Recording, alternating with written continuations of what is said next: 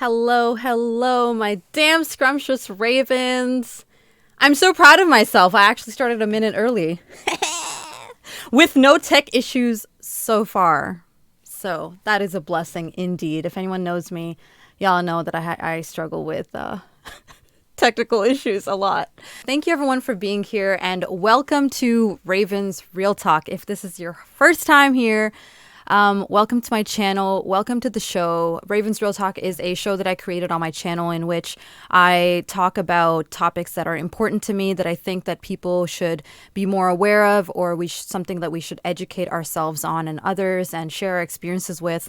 And ultimately, the goal of these conversations is to use the information that we get from these discussions to reflect on ourselves and improve ourselves and improve our lives through self-reflection and introspection. So that's the ultimate goal of these talks always. So thank you for making me part of your evening. Thank you for making these damn scrumptious guests part of your evening as well. It's going to be a really good conversation. We're speaking about toxic relationships and not only sharing our experiences, but also creating awareness on the ways that you can recognize if you are possibly in a toxic relationship and possible ways to get out of them and why we think people stay in them. What are they? And so many other things. And when we realized that we were in a toxic relationship. So it's going to be a very detailed, elaborate conversation that I'm very glad that you all will be here for. So without further ado, like Princess Abubu, actually no, Prince Abubu, we're going to go ahead and get started with introducing our damn scrumptious guest. So the first person is someone that I had the pleasure of meeting through Twitch things. Again, all three of these guests that I've had the pleasure of meeting through Twitch things. Not the pleasure of meeting in real life, but I hope one day we can make it happen. Please help me welcome the damn scrumptious Princess Pashley. Boom! Hi, Pash. Yes. Yes. How are you? I'm wonderful. My child is with his dad for the night, so we're ready to rock. Yes. But yes, I'm Princess Pashley. As y'all heard, I'm a mother, work from home mother. And I stream variety. I'm sad to see Twitch things go. Yes. But, I have a passion for podcasting too. So, and I love video gaming. I was a gamer before I found Twitch things. So. But my main passion in life is opera and classical singing. Oh, wow. I've been studying voice for about 20 years. So. Wow. Oh, I didn't know that. Oh, can you tell everyone about your podcast / talk show as well, please? Oh, sure. Well, it has an emote that Belity and Gifmo put in there, but it's called Good There Talk. You go. It happened by accident. I'm not that creative. The talk show or the emote? So the emote started because I would before I would sing with someone on Twitch Sings, I would just kind of talk to myself and say, "Hey, do you want to sing this? Yeah, cool, good talk." And I wouldn't even allow that person to So then one of my mods, This Is Zix, really wanted that emote. That's so awesome. That would be an amazing podcast. So, but we're live Tuesdays at 4 p.m. Eastern with Tiger. Tomorrow we're going to have Full of Emily on to talk about the Twitch Sings Festival. But we started off as a vocal technique podcast and kind of wandered. That's the beauty of it, though. It's yours. You can do whatever you want with it. Well, we usually have one launch question and then it goes yes. far off. So there it goes. I can relate. And that's why I try to limit it to like 3 to 4 questions. But 3 hours is still never enough to discuss, like unpack a topic that's like this big or this heavy. Or same thing with vocal technique, for example. If you're just starting off with one question, there's so much to talk about, right? That's why it's a whole area of study that people study for years. We go into Tiger's Tinder profile. We go into like everywhere. Stream, but the male body part got brought up every now and then. Every stream. So there you go. Well, thank you for being here. Thank you for taking time out of your busy schedule to be here. I appreciate it, Pash. No, thank you. I was excited for this. Mm-hmm. Yes, we should. I can't wait till we actually meet up in real life. Oh my God. Oh my god. Oh shit. Thank you for the host. I can't. This track is so hot. Oh my god. Oh my god. Oh my god. It's so good. I can't not dance. Like, it's such a good track. Whoever made it, it's free. DMCA copyright, don't come after me. It's free on YouTube. I got it free. All right, guys, we are moving on to the next damn scrumptious guest that I think I've known for longer. Oh god, oh my god, it's coming again. Oh shit. Thank you for the host, baby. Thank you for the host. Thank you for the host, Slate. Thank you for the host. Hey. Oh my god, it's so good.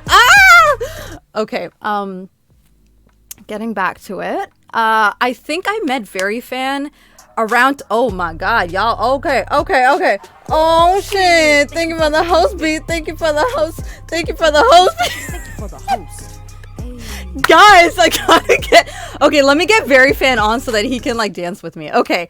I think I met Very Fan like toward like very, oh my god, what you doing? Oh shit. Thank you for the host. Thank you for the host. Thank you for the host. Thank you for the host.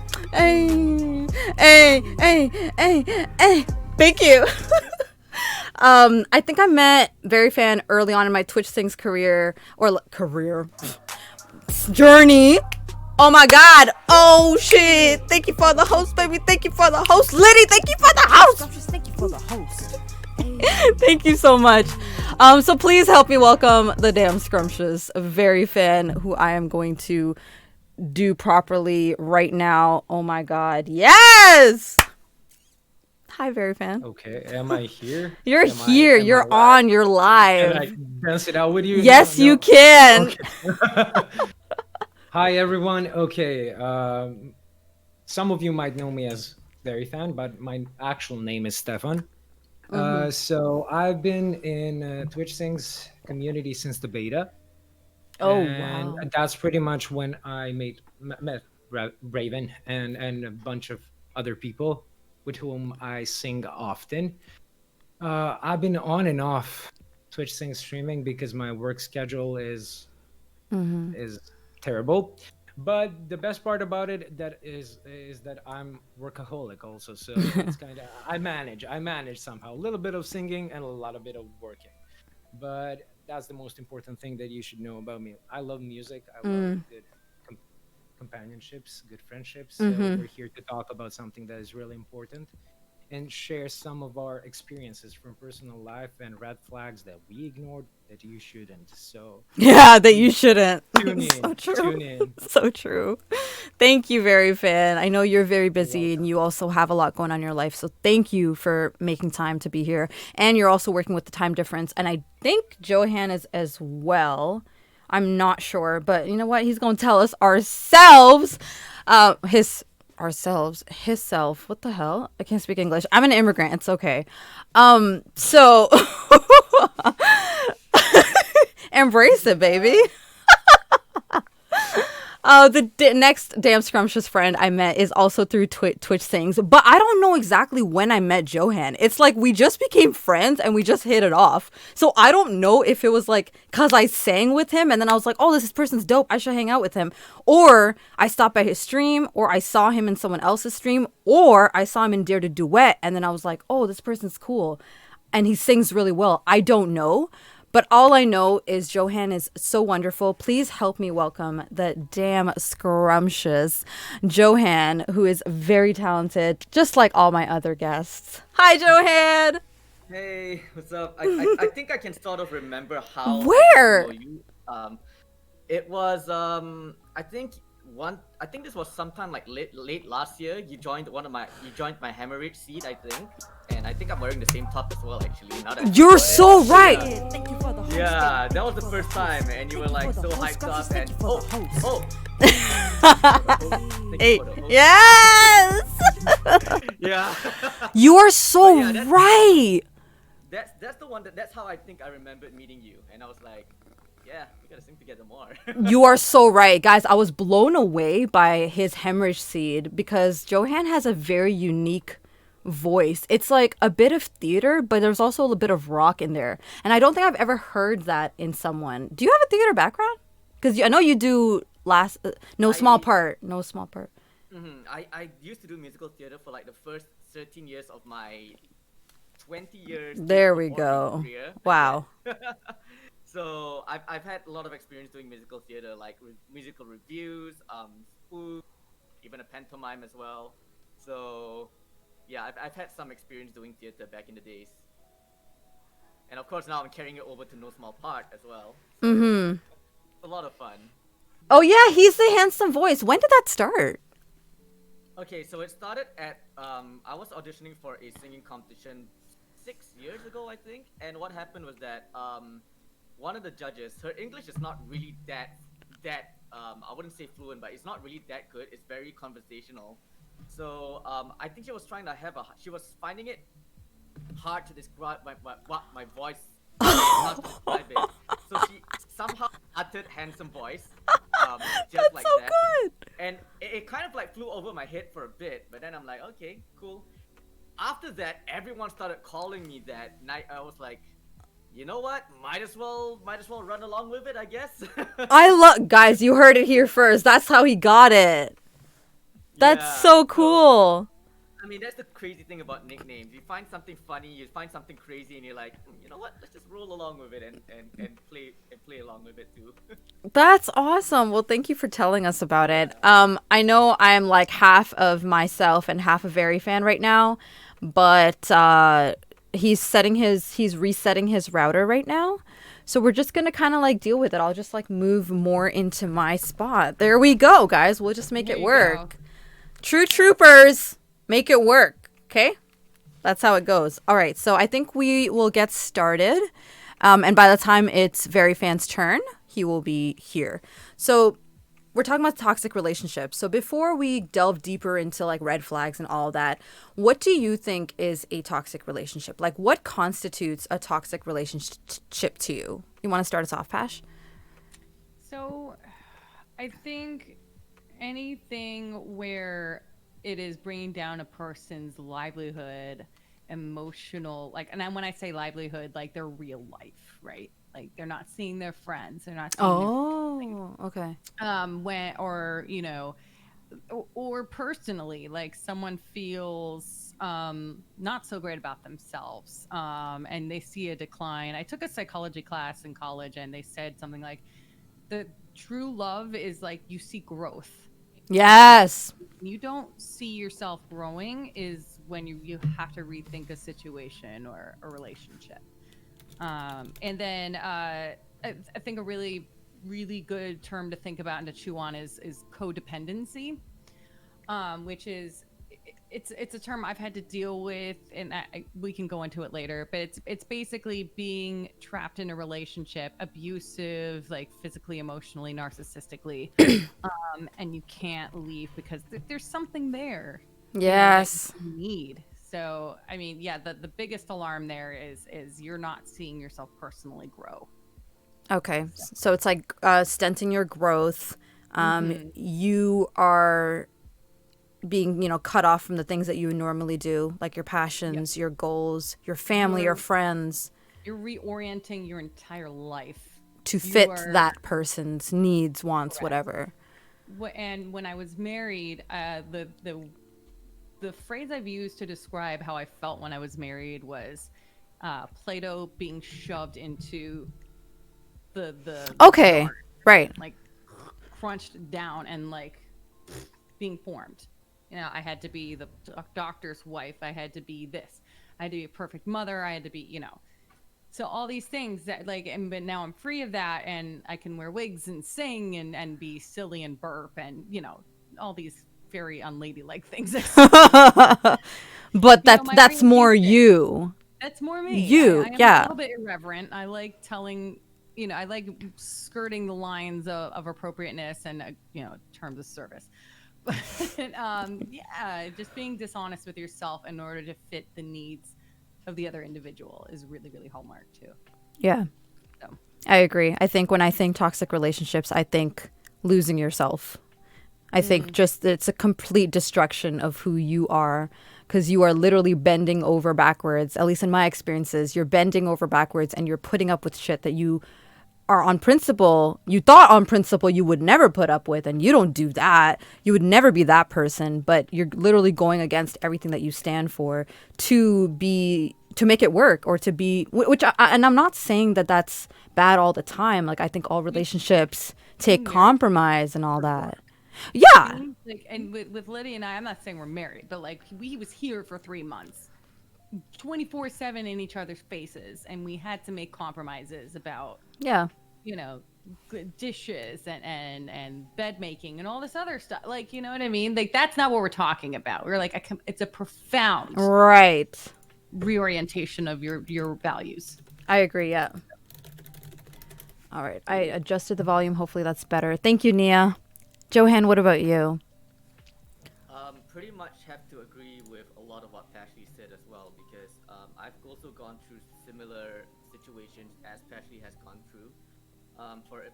For instance, I was in a relationship for 4 years with my ex-fiance as well, and I mean, the first couple of years were pretty good, but as towards the end of our relationship, things just got very, very rocky as well. Oh, hang on a sec. So it's been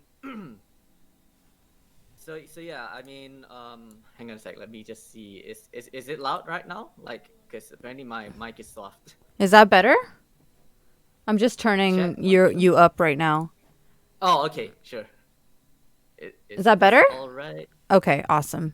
Okay, cool. So yeah, Thank you guys. Yeah, a lot of what Pashy said resonates with me as well, because I've been in a situation where, like, if I have to give an example regarding my ex-fiance, we are both we're both very, very contrasting people. Like, she came from a more, I would say, a more rural background with a family, and I'm more of the city boy, that kind of thing. And I also figured that because of her background, I thought maybe it could allow me to connect more with my, for lack of a better term, my roots as well, because sometimes I tend to be a little bit more modernized and such. So but then because of the different values that we have, and then because of, like, you know, with me being so so well known to as a performer and singer within the local anime / cosplay community in Malaysia, for instance, because that was one of the things I was very active in the past couple of years. So, and the thing with fame and all of that is that people want to get close to you, people want to get to know you, people want to be around you.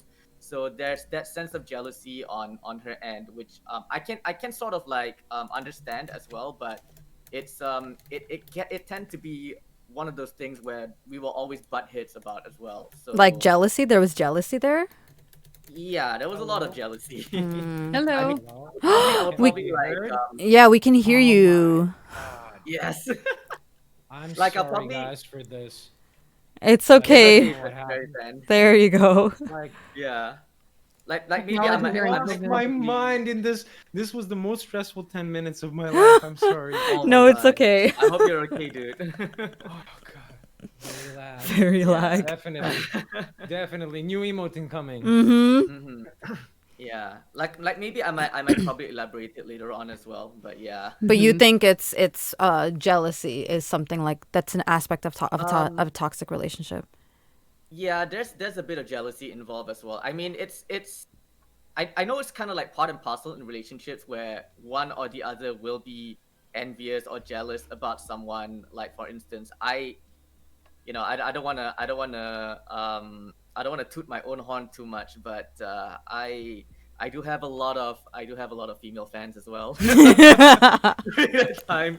So anytime, like, say someone comes up to me, takes a selfie and posts it up on social media, and my ex-fiance sees that, she gets mad at me, and I'm like, I have nothing to do with that. They just wanted to be, you know, it's just fans or admiration and all of that stuff. So Damn, it that happens, is rough. yeah. And I understand that lifestyle is not for everyone. Right? Like, there are some people that will just never be okay with their partner, and it's not even out of malicious intent. I think sometimes it's just I understand. I know it sounds so bad, but I understand how that person possibly feels. But I'm pretty sure that wasn't the only thing. There were other things too Yeah. that made it toxic, right? Okay. There were a lot of other factors as well. Right. Very fan, we were just talking about what our definition of a toxic relationship is, or what we think features or constitutes a toxic relationship. So what about you? For me, that's a very specific question, which I cannot answer only one answer. Because only one answer. Sorry, because you have to take into account what relationship means to you. So you have relationship with your parents, you have relationship with your friends, you have relationship with the significant other of your choice. So and those three not necessarily have to be the same type of relationships. It's Yeah. natural to have Yes. different kind of love for your parents than you do for your significant others. So based off of that, all three of those relationships can be toxic. And there are multiple parameters for me for that. For example, if it's a, let's say, a parent-child relationship, it can be um, forcing your child into something that they clearly dislike, Yeah. which I see often happening, like forcing them into something that you think is good for them and not allowing them to pursue it on their own, or maybe find another hobby or something that they would like to do. That is one thing that I can think of. The second thing I would take, for example, the relationship with the significant other. Like that, for me, everything that revolves around toxic relationships is, I can put it in one word. That is manipulation. Oh. Manipulation. Okay. Because everything bad that comes to a relationship comes from that. I Yeah. will explain furthermore how I see it. So, for example, you have a person who's manipulative and used to getting their own way. Let's say like that. uh, I don't know if it's because of the childhood or because of the circumstances of growing up, high school, or whatever. But that person, individual, grown up to be manipulative. Why? Because that person has to resort to that kind of things, so they always get their own way. Got it. Okay. And if you are somebody who is, for example, open and positive and a little bit naive, you can succumb into that thinking that somebody's well intended towards you, Yeah. whereas they have their own benefits and gain from it only. So I will specify it like anything that is resolving in a situation. For example, I did this for you and you're doing this to me now. Like that is a huge red flag. Yeah. For me, that is a huge red flag, because if you do something for someone you love, you do it out of your heart. You do it because you Yes. want to. You do it because it makes you feel good to share something good with that person, not to win an argument later on when you do something bad. And, oh, you did this, now I'm going to do that, and now we're even. There is no even in There love. is There is no, no even yeah. relationship. That's called the mercantile mentality, right there. That's what they call it in psychology. Mercantile. Can I write that? What is that? Mercantile mentality. So you're keeping score. Or, yeah. I hate that. I'm gonna And write that everything- down. It's so you're- often.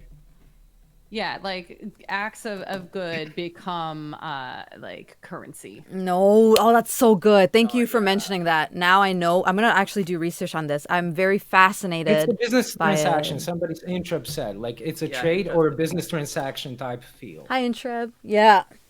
And yeah, it's I so completely common. agree. It's so common. It is common. So common. And Now I like could think of a million stories in my marriage. same here, Mercantile same mentality. here. Okay, there we go. And the third one, what is the third one that I said? Friendships. Yeah, toxic friendships. I will consider that like also one of the things there, because trading favors as a currency also. Yes. Like that can also, or for example, being for someone there, being, I was there for you, you were nowhere to be found when I needed you, and guilt tripping you into feeling bad because somebody else is feeling bad.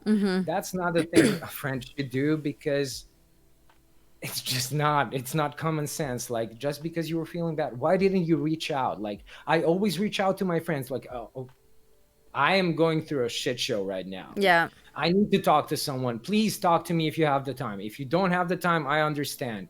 Immediately after 5 minutes, I get a call or get in Discord, talk to friends, meet up with someone for coffee. It's a nobody should resort to being like enclosed, like I don't know how to pronounce it. Like somebody owes you something. Nobody owes you anything. Nobody can read your mind. You need to speak about it.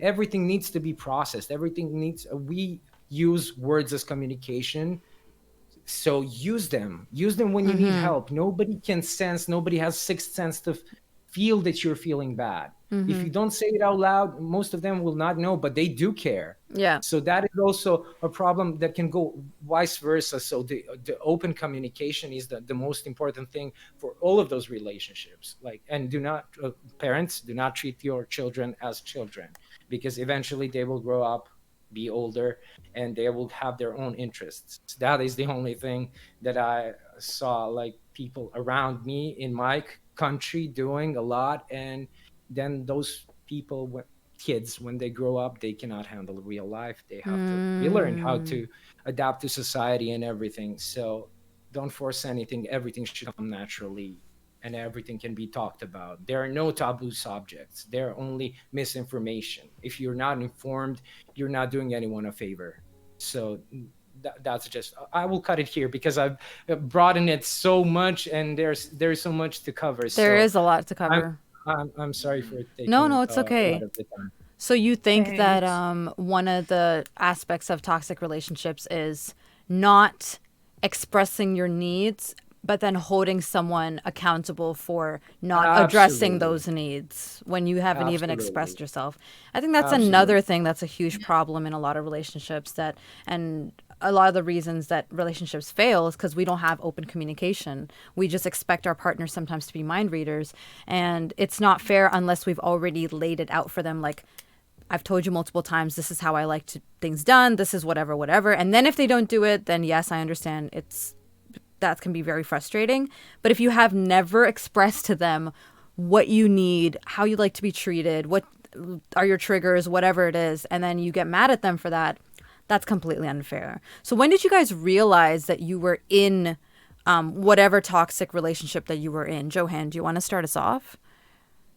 Okay. I wouldn't want to. I wouldn't want to like say.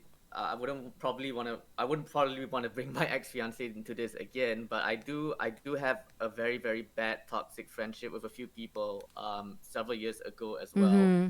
and it all really came to a head last year. So the thing with these friends of mine is that they are, I wouldn't say they're bad people per Mm-hmm. se, but they have been in situations Oop. where people tend to manipulate them as well, to the point where they start to think or feel a certain way towards certain things or certain people as well. And and for me it really came to a head last year. This was actually, I think, the day or the night after my birthday, which is really really pretty bad for me. So what happened was that last year there was a very very horrible incident that actually made it made international news actually. What? So yeah, so basically if I want to try and summarize it, so what happened was that there was like a cosplay anime event that took place in Malaysia as well, back in March of 2019. And what happened was that the organizer was very very careless. He actually was given a warrant not to run the event because he didn't get the right permits and all of that stuff to run it, but he Okay. still ran it as well. So what happened was that because there were performers from different countries as well that were performing, immigration officers came and actually detained these people. And some of the people who got detained were actually friends of mine Oh and from like God. other countries as well. So I was really really like I was really down. I spent the so what exactly happened was that I was working as a ride sharing driver at that time, and I was at the airport waiting to pick up a passenger as well. So when I heard the news, when I was trying to figure out exactly what was going on, I had to travel all the way and the airport to the city is about 45 minutes away. So Mm-mm. you can imagine me rushing and driving all the way to the city, trying to find friends as well, and finding out exactly what happened. And I did try to help out as much as I can in terms of like helping my friends to feel a bit to feel calm, to feel a bit better as well, and not think too much about what happened. So thankfully the people all got the people who were detained, my friends who were detained, were all released after a week, which definitely felt like forever as well. Yeah, that's still a But long time. yeah, exactly. That's still a long And time. it My is, especially God. when you're stuck in like a prison cell kind of area as well. So now my friends were actually working for this guy, as you know, as MCs, and working behind the scenes doing all these things. Mm-hmm. And the problem with him is that we had actually warned him that this organizer has has a lot of red flags, and people were saying things like this guy is nasty, he's very he takes advantage of women as well, Oh and girls God. also. So we were all trying to warn him. We were all trying to tell him, "Hey, I don't think you should work with this guy because he's bad news." But he ignores, saying things like, haters gonna hate. You guys are so toxic, blah blah blah, and all of that. So when this happened to him, it sort of like um it was a very strange situation as well, because obviously he was working for this guy, and it affected him too. So the day after my birthday, he and his brother and a few others decided to do a huge gathering of sorts where they tell all and about their side of the story of what exactly happened. So another friend of mine decided to drag me over to the gathering as well, and what happened was that I was talking to the guy, and asked him exactly what happened, because for me being a friend, I tried to empathize with him. I mean, there wasn't really much I could do because, like I said, I was like 45 minutes away from The whole the situation. whole situation, so Yeah. I couldn't do much to help out. Right. And then he tried to guilt trip me, which really caught me off guard, saying that, oh, because Oh wow. your friends your friends who were the performers, they were also making a huge fuss, and it's your friend's fault. It's like, What? dude, I was all the way at the airport waiting to pick up a passenger. I had no idea. And the people that he was guilt tripping me about, I'm not even close to them. At most, I mean, we're friends, yes, but at most Right. we're more acquaintances. So why are Acquaintances, you yeah. trying to and I'm trying to empathize with you here. Why are you trying to make me feel bad? And I remembered going home that night, driving home that night, feeling miserable. Like, oh my god! At that point, that was the point where I realized I can't take this anymore. So since then, I just cut off all relationships and cut off all ties. And there were a lot of other issues that happened throughout that year, which left me feeling really depressed and really anxious about a lot of things. I was going through a very dark time Yeah. last year, until I know this is gonna sound a bit cheesy, until I found you guys, No, and it's being not part of cheesy. I say the same thing. No, yeah. it's not cheesy. So I you mean, would, if we put a counter how many people Twitch things have saved, yeah, Yeah. it's true. it would be probably all of them. Yeah. I think it's the greatest tragedy of what's happening, and getting caught, becoming the casualty of COVID, and Yeah. Yeah, Mhm. this game has done a lot of good for a lot of people. absolutely. For a lot of people. Yeah. Yeah. I think in Johan's case, it seems like this person was, like Hot and Sour said it, a master manipulator. It seems like the person, instead of kind of like you were trying to empathize with them and put yourself in their shoes, but he wasn't trying to put himself in your shoes and accept that, bro, he wanted to help, he just couldn't because he was so far away, and like he literally couldn't, and now he's using this opportunity to try to understand what I went through. But no, I'm not gonna let him have that. I'm still gonna make him feel like shit because Yeah, of you know something what? that he didn't have control over. If I Exactly. can Like add something, mhm. if it's not a problem. Okay, so basically, the only issue that I see there with this repeatable behavior of people who are manipulative, they're usually high IQ, so they're really intelligent people, and they're 3 steps ahead.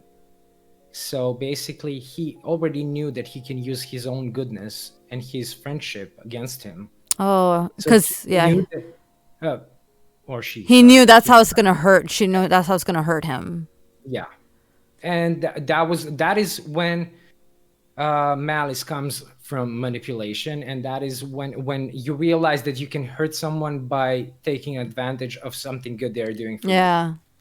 I and that think should no one should experience that. No one boundaries is deserves the that. key Totally, word in totally. anything. Absolutely, Boundaries. absolutely.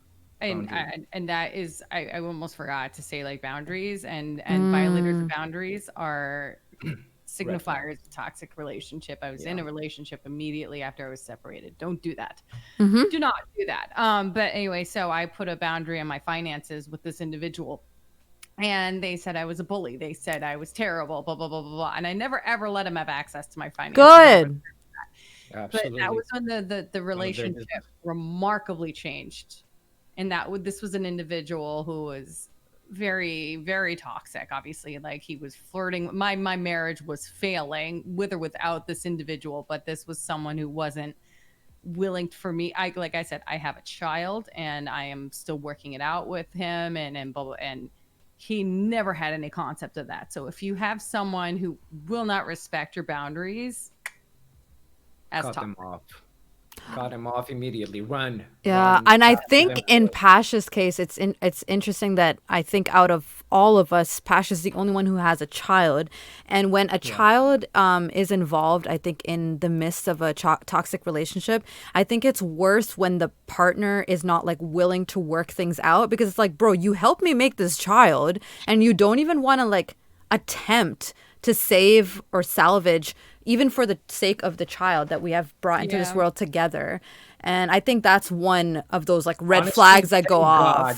Thank God, because if he tried, she would have stayed. She wouldn't have dodged the bullet. She wouldn't work on herself. She would probably lose more and more confidence. Yeah. So thank God she recognized He wouldn't change. he wouldn't change. Yeah. Those Yeah. He was an individual, like, I mean, I was stuck in a very tricky situation, but he said right off the bat, like, I'm very stuck in my ways, and No. depending on who you are, no. No. That's he a was- red flag thing to say. Okay? Yeah. This was after I was married and pregnant and in the kitchen and whatever. But anyway, Oh man. So it's already like too late in a way. You couldn't just like dip out yet. no, that's a subject for a different podcast that I could. for the Yeah. But anyway, so but the difference is now, like, I think he's with a more suitable woman. I think he's dating an attorney. He has his own space. He seems happier. I have someone who's a little more like outwardly affectionate. I need that, and that's not bad that I need that. No. But it's also not bad that like, his needs are his needs. Like, and that's like you were talking about, like leaving a relationship and leaving toxicity and making yourself immune from it. It's kind of valuing yourself plus that other person and not degrading them. And that's especially important in my situation with a child. Yeah. Because it's part of my agreement to not degrade my ex-husband in front of him. Because that's something that happened to me as a child. Was my mom was always shitting on my dad. Always. So, that just divorcing yourself from that individual and seeing yourself as independent is really, really helpful in the healing of Wow. that. I'd really admire that, Pash. I admire that you're not using this opportunity to be like, now I can turn my son against his father. You're more just like, his father and him have their own relationship. What he did to me is my relationship with him, and that stays with me. Like, that doesn't need to go to my kid. As long as like he's good to your kid, and that's like the agreement that you have. But I think that's really admirable, because a lot of people do use this opportunity to be like, I'm gonna get the kid on my side, right? Which is a little bit of manipulation in its own. So It's manipulation, but it's also extremely toxic for a child. I was just about to say, you're creating your own version of a toxic relationship with Yeah. your kid. Yeah. Just from one you go to another. Yeah. It spreads. It's like disease. Like, Yes. like Yes. the right word she used is like boundaries. She put boundaries there. Like, okay, that's your relationship. I have no say in that. And that's perfect. That's perfect, because she's leaving everything behind. She's talking good about him. she's has her own situation and she moved on, and that's how you heal. That's how you come back to yourself. That's how you get back that confidence that you might have lost or might not have lost. Or it's really important. And like I love the definition of the boundaries and knowing when to say no and when to say yes. I love how she defined that, so that's why I wanted to emphasize on that a little bit more. Sorry, Yeah. take over. No, thank you. Do you want to talk like Pash? Do you want to elaborate a little bit on like when you noticed that like okay, I'm in a toxic relationship? I mean, I was in a toxic relationship for 9 years, and Oh I knew God. when I got into it that it was toxic. Like it's very complicated. I made some irresponsible decisions, but I have a wonderful child out of that irresponsible decision. But we had decided to make a go of it without really getting to know one another. Got it. So Okay. in a way, I can't be too angry with him about that because he tried his best, I tried my best. Didn't We work never out. judged. Right. So it's kind of like square peg round hole for 9 years. Um, Damn, you guys really tried. we tried, Really we tried, tried. and then Yeah. we did work well together, and like he is very compartmentalized. He's a doctor, and he goes and tells people that they have cancer, and you know he's also got certain values. He values cleanliness of house, eating good meals, and like all these things like where I'm happy to go to McDonald's and get spicy nuggies. It's not really like anyway, The so there's healthiest just thing. Is that Yeah. where you were going with that? Like, yeah. Well, I mean, it's just I want to go to concerts and go watch football games. So there was a difference in values. I mean, we came together and we loved video games. He also was not very extraordinarily extroverted. So so it was right away, but having the child in this situation complicates things because Yes. I didn't want my son growing up with divorce and not like being kind of torn between two homes, and that's its own set of complications. So I did everything in my power to hold the treehouse up. good God. And then when I was like streaming on Twitch and I was getting so much positive feedback, and kind of going back out into the world, was when I realized, I think enough's enough for the two of us. I'm so sorry. I accidentally clicked something. Okay, sorry. Give me 1 second. It's gonna go weird. Okay. Okay. Okay, we're good. Sorry, please go ahead. I didn't want That it to panic cover. moment in a second, like what happened? It wasn't porn Look or at that, anything, you guys. guys. It was just an app I on want to my play thing. League with you sometime. But yeah, so as soon as I was experiencing, the really overwhelming positive feedback was when I decided, no, we're No, done. yeah. We're this, and also like my son had said to my best friend, like it's super funny or it's a joke in the house that dad is mean to mom, and like he never really wanted to spend time with Luke, and Oh man. yeah, he spent it. The really sad thing about the divorce is like he's getting more time with his dad now than he ever did before. So yeah, it's good. It's a good thing, but it's also like, damn, that sucks. It's like bittersweet because you're like, good, I'm is. glad you're building a relationship with your dad, but really now under all these like this circumstance, right? Yeah, and it's like if you see, I mean, I think Brian is a really extraordinary example of an individual, like, but like he's really good with kids, Right. But like Luke's face lights up when he sees him, and Brian really does want to engage, with Luke and have conversations, jokes, etc. Like so, all these things that Paul was not as capable of, So I'm trying to hold on to these like, these positives. The Yeah. entire situation. But yeah, having a kid makes it so difficult. Yeah. So difficult. And I think I talk too much. kids kids No, you are don't. kids are not as dumb as we think they are, eh? Like they will No. pick up when you are not into them. Like you don't want to spend time with them. You're being fake. Like kids are smarter than we think. And I think what's scary about kids is that they when they look at their mom or their dad or the women that they're dad brings around, or the guys that or like whatever partners that their parents have, that's how they learn male and female relationships and the dynamics in those relationships. So that's why it's so important for them to see like good role models, right? Right. I have a friend who has a kid, and she's with this guy who's like calls her the B word and all this in front of the kid, and I'm like, I'm so confused. Like, you know, your kid is gonna grow up and treat women like that, right? Or Yeah. like, It's gonna sound really strange. I told my therapist the other day, like, I really enjoy that Luke can watch B. Liddy, you know, love me, not in the inappropriate way. no, I get that. I Like- get that. Look at me and like hug me and all this other stuff, you know, like and just be happy that someone's around. Yeah. So he's like, okay, maybe it Good just didn't work example. here. Good example. Just like Very Fan Good said, example of- his parents are a good example for him, because he'll be like, oh, that's how you treat a woman. That's how you make her happy. That's how you put her needs above, blah, blah, blah, all that stuff. If you've never seen it, then you're not really going to know that that's Well, how. that's what he said in therapy. That's what Paul said when we tried marital counseling. He's like, oh, well, my parents were always unhappy. And I'm like, okay. Well, I get that, but at a certain point, I always Okay, say takes this. the backs her thing. Right? Yeah, keep talking, man.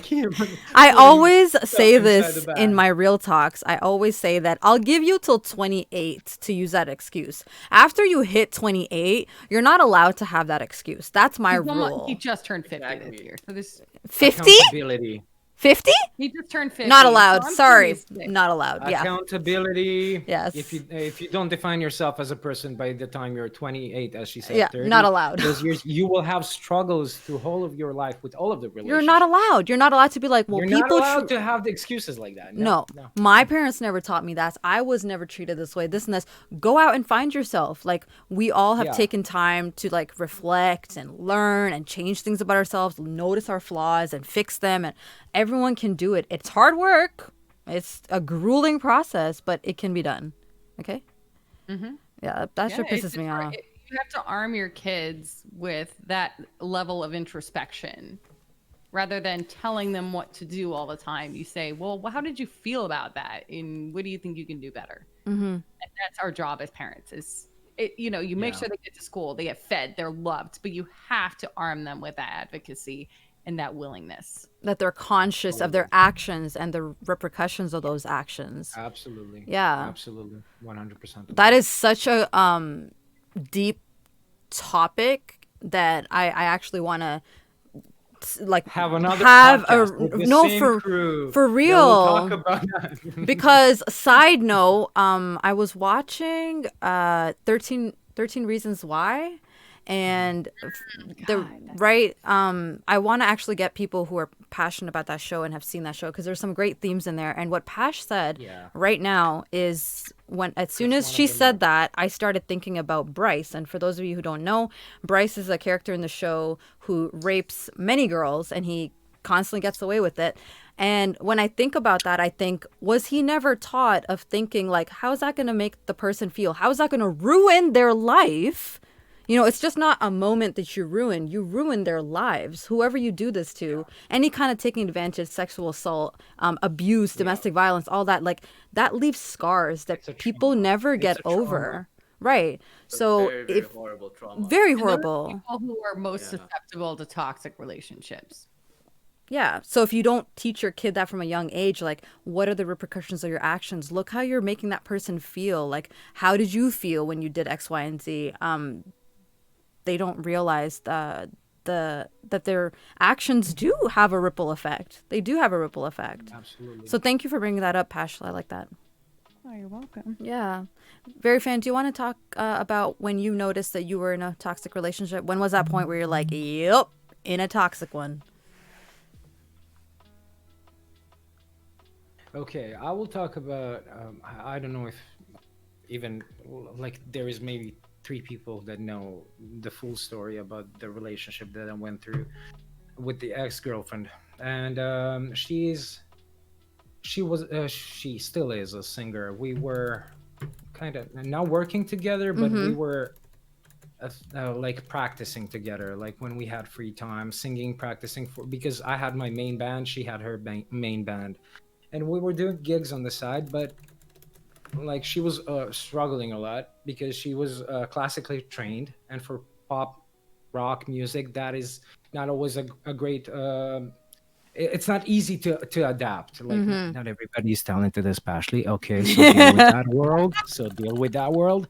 Okay, so let's say she wasn't talented that much, She was and not talented very well and very much. I mean, she was for a classically trained singer. Okay. She would sing opera, and you would be like, but when she sings, the overuse of vibrato, it just doesn't feel natural, and like people will start commenting around. But the problem was like I was doing my gigs, and I never, you're there to give positive criticism and stuff like that, and reassurance if you see that someone is, let's say, fucking up during a song, or if you miss 1 2 notes, you're Mm-hmm. like, okay, you should look into this, but you don't come in front of the band like you're the boss of me and say like, this song you had this and this many notes off in front of my whole band, which she doesn't know, in front of the full coffee shop with like 150 people. It's not coffee shop, it was a pub. I'm Like sorry. Who are you? this song doesn't suit my voice. The best part, my friends and my family were there, like because it was like my 100th gig or something like that, and were there to actually listen. And she got up and wanted to tell me how I'm basically a trash singer and how I should never do that job ever again.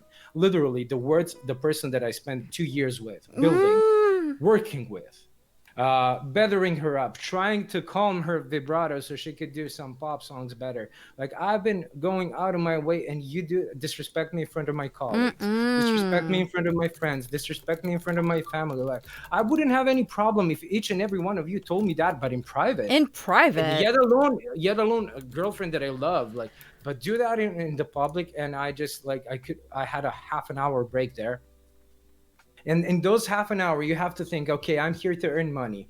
I have 3.5 more hours of singing. After literally suffering through the emotions of being literally bullied in front of everyone, how you don't know how to sing, you need to sing for 3.5 more hours Did it and push through also the make you gig. feel like how long has she been holding on to this if it's just coming out now? Absolutely, Okay. because I'm like, is it jealousy? Is it this? Is it that? Like, because I'm trash at opera. I cannot fucking hold a note or do anything with opera or classically trained singing. But pop rock thing, that is my thing, and that's what I love, and where I find myself, and where I can averagely swim now. Then I was a lot better because I was working on it. But the thing, it's not even about the skill. It's about Delivery. the delivering the information to someone you love. You don't deliver their information, no matter how important it is, like that in front of everyone. And then I was like literally shaking the Oh, 30 minutes. And after that, I had to sing, like I said, for 3.5 hours. I finished the gig. We went home, and I talked to her about it, and she's like, "No, but I know. Like I did this before you. First of all, you did this for me. You ruined my job, literally, in front of the boss that hired me, in front of my family, in front of my friends, in front of the people who are coming to my gigs for their last 100 gigs to listen to me, and Mm-mm. in front of my colleagues. You literally dragged me across the floor." So, and I did this for you. And then I said, but why? Why did I need this? Do you really feel that I should feel like this after you say something like that in front of everyone? Like, Mm-hmm. I have no problems. I know I have my flaws. I know I miss a note or two or three, or even the whole song if I want to, if I'm drunk and if I'm having fun, and if the pub is having fun, everybody's having fun. Mm-hmm. Like, it doesn't matter. It's the energy that is. It's a performance. There is a lot of more stuff there that is included than 1 or 3 notes on I don't know, Yes. falsetto parts. Yes. So basically, based on that, and I said, "Do you see what you did and how I feel at this moment?" And she literally turned her head and said, "I did it for your own good. You're wasting your potential." It's unprofessional at best. Oh, totally. Dude, Yeah. I wouldn't expect, like, if I had a singing teacher, singing coach, if they said that to me, I would be like, hit the books, hit the melody. Teacher But would never do that in front of a crowd. Absolutely, but Yep. the thing is, like the people that I worked with, like the colleagues, Mm-mm. none of them is stone deaf. We talk about our mistakes. We try to better. That's what the rehearsals of a band are for. I said, okay, this song I don't ever want to sing again. It doesn't suit me. I messed up so bad. I know people had fun, but I don't want to embarrass myself. I know my limits. You know my limits, and there, it's normal to have limits. You cannot. I mean, you can. You're Totally, Beyonce, like, but totally. I'm But not talking about more than five. we know when we mess up. Like we're not Yeah, in I'm our I'm la not la tone deaf. land, I know that I okay? messed up, but Yeah. emphasizing on the mistakes is not so solving the problem. Practicing, going over the melody. Like if you said like, oh, you had a mistake there. Let's when we get back home, let's listen to that song 5 more times, and you can try that part because you messed it up. Like I will be totally I down for that. there's Like a I'm way, really man. open. There's a way to do I'm really it. open to critics. Like people have been throwing critics at me my whole life, Yeah. But so I'm well used to it. Yeah. it has to be clinical. It has to be specific. You know, Yeah. like what? Well, why shouldn't I sing again? You know what I mean? If Yeah. it's abstract, it's not constructive at all. No. Yeah. How are Yeah. they going to learn Yeah. and fix their stuff? And I know like I'm Absolutely. like pretty Absolutely. sensitive about my forms of art. So if it's like drawing, singing, all of that, like those are very personal things to me because I pour all of my heart into it. So I can take criticism, but you got to be like super sweet to me. Just like be kind to me and be like, "Listen, Raven, I don't know if you know this, but like you weren't totally on beat. So I just wanted to flag that for you." I will be like, "Oh God, I'm so sorry I messed up. Can I hear it? Can I fix myself?" Like it's a way to go about it. But if you come at me, I'm gonna break. Like I'm a really sensitive and emotional person. Like I will cry and I'm not gonna like then that stress is gonna be on my head, like, "I gotta be on beat. I gotta be on beat." Especially if like you love me. I would be so hurt. So I can only imagine how that felt, like having that cold stare from her to you and being like, "I did it for your own good." Like blank face, no emotions. I don't care that you're sad. I'm I so don't care that I hurt you. sorry. Literally, that was. I don't care that I hurt you. It's for your own good because I think so. No, because I'm Because I know selfish and better for you, I want to show basically. you that I know better because I've been spending 10 years in No. school and you didn't spend any years in school and you've been working only with me. Pretty much, I'm your boss. Mm-hmm. It was like literally, let's see who's bigger. That was the point there. No. Yeah. And the problem, like later on, that same person had a remark. We went out with friends, and I was barely making ends meet because I was studying at the moment, doing gigs, doing Mm-hmm. side gigs, writing essays for other people to pass the exams and stuff like that to pretty much make a monthly salary to survive and to actually every now and then go out with my girlfriend to have drinks. And I was literally short like $2 or $3 for drinks in Serbian dinners. It doesn't matter. And I asked her if she can lend me some. And then after she lent me those $3, we talked about because we went home, of course, together. And in bed, she told me like, when I first met you, I literally thought you're like super rich. And I ignored that. Like, imagine like me. Well, I guess I'm not. I'm doing everything to be like on, let's say, average class and to provide enough because I was paying a scholarship, which is tuition, The things we 2,000 euros. ignore. The things we ignore, Yeah, man. that's why I'm talking about literally so open about this. Not a lot of people know this. 2,000 euros tuition in the country where 250 euros is a monthly salary. That was for 1 year. And I was paying that, doing gigs, doing work, doing essays for other people who are on scholarships and by the way, I had to pay for tuition and I had 99.5 points because I was the first one under the line. I didn't have 100 to get onto scholarship. So I was half a point away. Oh And also God. it was literally I made one mistake. Instead of x shouldn't be 1, I wrote x should be 1, or like for the Test. equations and stuff like that. I I don't know how you call them in English. English is Algebra? my second I don't language, know. so I'm sorry. No problem. But yeah, I will not go into math. But so basically, I was doing all that. I pay for everything, literally. I paid for everything, and I'm not saying that to like float my ego, because like I had girlfriends who were like, okay, let's split the bill, and that's what I respect. That's when I say like, no, save it, next time it's on you. And we like, sometimes it's me, sometimes it's you, but eventually when you're doing that much and you have to pay bills also at home, and then you struggle with the little that you have, and then she hits you with a comment, oh, you're not rich, Oh, oh, so you're I thought you were. broke. Yeah. So you're broke, pretty much. I'm a freaking student in a Serbia, what do you fucking expect? So yeah, that is I don't want to go more into it, because there were, it just escalated from Yeah. one thing to another. But It that just show, that was so the moment where you're that was like, like, whoa. turn on your brain, turn on your brain, how much are you going to take anymore?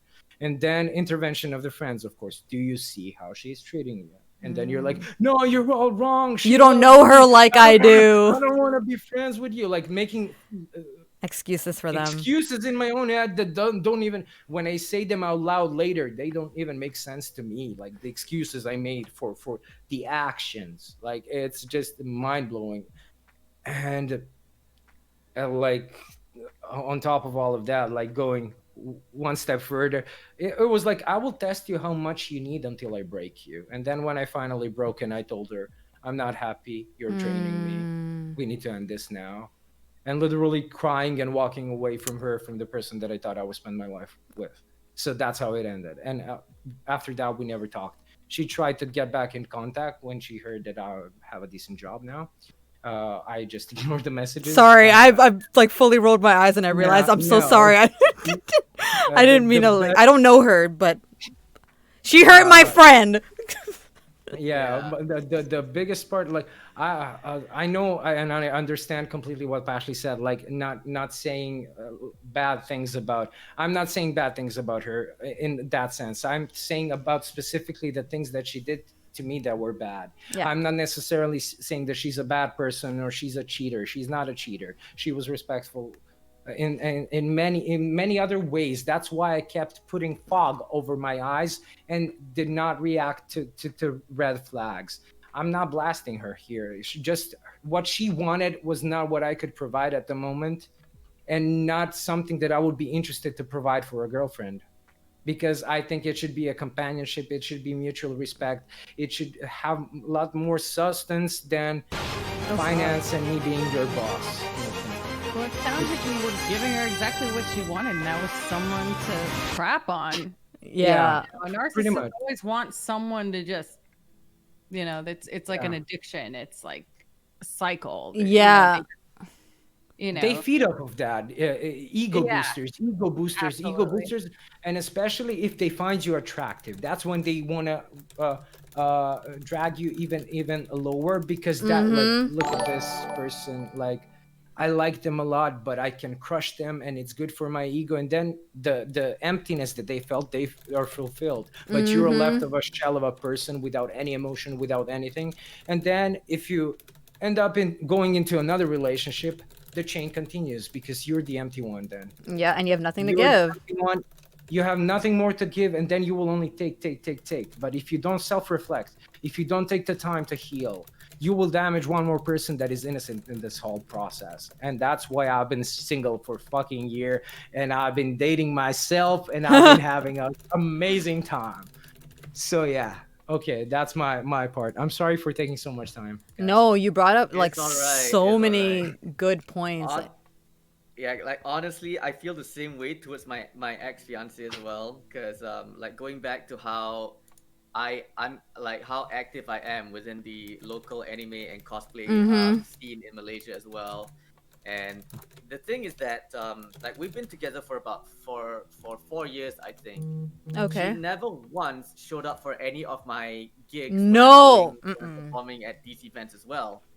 So and her lifestyle is a bit, it's she tries to be very like righteous and all of these things, but what she does is also questionable at best. Like for instance,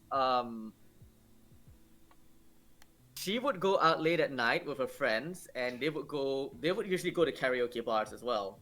And sometimes sometimes she would smoke and drink behind my back as well, and and the thing is that you know, we're both technically we're both Muslims as well, and the thing is that Oh my God, you're Muslim it's too? I didn't know that, yeah. Johan. Oh, Pretty much. that's cool. So the funny thing is that you know, like in our religion is like, okay, you're not allowed to drink and all that, but to me it's like it's gotten to a point where I see a lot of other fellow Muslims who go drinking and do all that. That is like, you know what?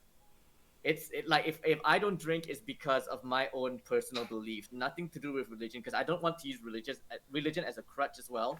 But like for instance, I go to all of these events and I never touch a single drop of alcohol. I never touch a stick of cigarette or any of that of that sort. And yet she tries to come at me and be like, oh, why are you like being so buddy buddy with this girl and that girl and all? I'm like, yeah, but you look at you. You go out late at night, karaoke bars. I don't know what you do. You probably drink or smoke, because that's what you had told me before. And then you have all these guys all trying to like warm up to you, and then she comes in and say, "Oh, but they're friends of mine." I'm like, so are these people too. So Yeah. what are you trying to get at? You know? So you're allowed to have friends, but I'm not allowed to have friends. Wait. Exactly. It's like a very sets of one-sided rules. thing. Yeah, So two it's sets of rules, very, exactly. very frustrating. Holy moly. Yeah. Do you think it was a trust thing? Like, Oh, she that didn't was a trust you?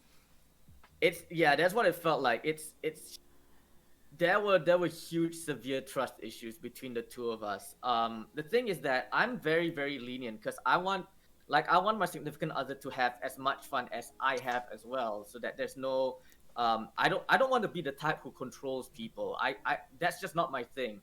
And she herself is like, oh, I'm not, in her words, queen control or any of that sort. But if you're not the type who likes to control people, why are you being so uptight about me spending time with my friends, trying to get to know them? And it gets even worse if, say, another fellow singer or performer comes up to me and say, hey, do you want to collaborate, do a performance together on stage? And the thing with me being creative, and this also helps when I'm on Dare to Duet as well, is that I have all of these ideas in my head. Like, okay, I think this song suits us. I think what we can do on stage, in terms of like placement, movement, and all that, it's perfect as well. And and the thing is, a lot of the dynamics happen when I actually perform with women as well. So and that's perfectly fine because I don't care who I perform with, as long as you're good, you're someone who I can cooperate with, you're someone who I can bring the best out of. Because the thing with me is that I try to, because I've been performing on stage for about 20 years, so I Wow. want to be that guy who sort of like I want to push that person to be to be good as well. So sometimes I would be the supporting one. I would put myself behind and let that person shine, because I like to do that as well. But then my ex fiance would be like, "Oh, why are you working with this girl? Or why you collaborating?" And I'm like, What? "Well, because we love to do what we do. We love singing. We love performing on stage. Yeah. And sometimes, because I mean, time is short as well. So sometimes it's like you want to get into the moment when the you want to strike when the iron is hot, because the more you delay, the more you wait, it may never happen. And the thing with my and here's the funny thing about my ex as well. She, because the company she works in as well is a government owned company, so they have their own company days or annual stuff and all that.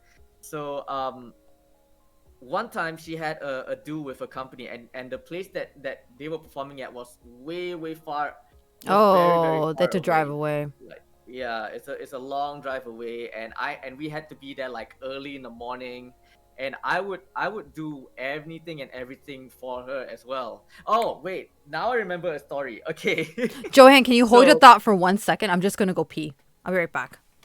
I'm okay, gonna go pee. Can we take a washroom break if anyone wants to go get? yeah, you know If what? I'll we're take a gonna washroom go- break My too. bladder is gonna You're gonna explode. Yeah. Be right back. I'm gonna stay here and entertain the chat. you. Hello, chat. How's everyone doing? Are you ready for some ASMR? Miles Wildmore. I am really good. Hi, Axe. Welcome. Show us your sock drawer. Hell yeah, Alpha. You do it. Hey. Ooh la la. ASMR. What have you got for us? Good to hear, very fan. What have you been up to? Not much, just some casual friends chatting. That's all that's happening about important topics. How are you guys doing? Are you enjoying the show? I didn't get to respond to all of the comments you guys made previously, but I saw that a lot of you went through some also hardships, let's say it that way. And I mean, as long as we learn from it and make ourselves better and heal, like we can only get better, nothing else. And as of now, yes, I'm glad I rated here to a place that can relate to me. I'm glad you did that too. I have candy, so I'm in a good mood. I know that feeling. I know that feeling. Sing us a song, please. That's for Twitch Sing streams. We're here about some more important topics. More Yeah. important. Yeah. So um every bad experience is a good experience. Exactly. It's the way, like, changing this perspective is also one of the most important things. And people who can uh self-reflect and actually change perspective about, like, look at from the third person's view without being biased, it's the hardest thing to do. But once you are capable to look at it, look at the reality, look at the facts, and look at Yeah. how it's bothering you or not bothering you, based on that you made your future choices. And that's the true. most important thing. The most important thing is to take care of you, I guess. Yeah, Miles said that he's been single for 5 years. I've been single for 4 years, so I can sort of know how it feels as well. It feels like forever as well because Mm-hmm. I haven't like people ask me, do you have a girlfriend? I'm like, well, Didn't. I haven't dated anyone in 4 years. I Mm-hmm. don't even know what it feels like to be in love as well. So like I don't remember how it feels like to be in love. So it's a bit it can be a bit tough when you're trying to get back into the groove of things as well. Yeah. Yeah. I say that so much too. Like, I forgot what it feels like to love and to be loved and have someone tell you I love you. Like, I don't remember what that feels like. I don't remember what it feels like to be like, Raven, "Oh, I have I a love you. future." I have a future with this person. Thank you, Scrumptious. But yes, Johan, you were saying that you remembered a story. Yeah, so this was one of her company events. I think this was about could have been, let me see, could have been 5 years ago, I think. So what happened was that it was again early in the morning and again very, very far away as well. And she was treating me very, very coldly as well. Like I understand that especially in our culture where PDAs tend to be frowned upon as well, which is perfectly fine. I don't expect her to be like all lovey-dovey towards me, Yeah. but but there's a way to go about it without having to be so cold or so rough with me or something. You can just be nice or polite. And another thing about her is that we're both actually quite introvert. We're both introvert, Okay. although I seem to have the edge in terms of being an extrovert over her. But the thing is that, and the thing with me is that I'm quite shy to approach people and say, "Hey, I'm Johan. I'm nice to meet you. I do Mm-hmm. this, blah blah blah blah blah." As well, the thing is, these are people that she works with on a daily basis. These are people that she actually knows, and she never takes the time to Introduce either introduce you. me to them or Mm-mm. reintroduce me to them No. if she has introduced me to them already, because I tend to forget things as well. Mm-mm. So it's very awkward for me to be sort of like outcasted in a sense where I'm just standing here not knowing what to do while other people are like mingling around. And I mean, some of the friends or colleagues were actually nice to actually come up to me and be like, "Oh, introduce themselves to me," but I felt so alienated at that time, and I was like, Oof. like at that time, I was very, very like immature and pissy as well. So I was Yeah. just, you know what? screw this, I'm gonna go back to my car and just be a whining moody Like dude as kind of well. like passive aggressive. I'm not gonna address it. I'm just gonna Yeah, go. pretty much. a Hopefully she passive-aggressive thing. notices. Yeah, so it was like eventually she came. I mean, she came and she talked to me as well. We had a bit of an argument, and then everything started to be okay. Mm-hmm. And then she said, "I feel so bad. Let me go take you and treat you lunch or something like that." So, I guess it kind of turned out for the better in the end. Yeah. But you know, these kind of conflicts are just unnecessary, especially in a situation where you're at an event or a party and then suddenly these things happen and the mood just drops. Oh, for It's just real. not a good thing at all. Yeah. And I think it's something that it's hard to end on a good night, though.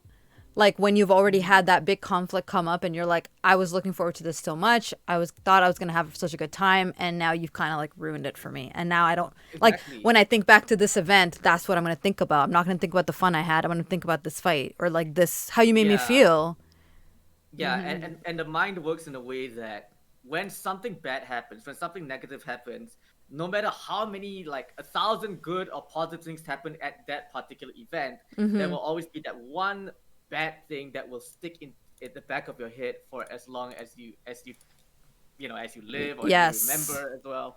So it's just not worth it. And I've always told her that I'm trying my best to also emphasize and understand your situation where you're coming from as well. But and all I ask is you do the same for me. Not that, and it's not it's and it goes with what I was saying as well regarding some people who came trolling in my street in my Just Dance stream yesterday as well, or even before that too, even in previous streams. It doesn't cost a lot to be nice to No. people. It's what they say about the best things in life are free. That's just one of it. Just being nice is not. It doesn't cost a single cent. It's just being good and being polite to others. And that's the thing with me.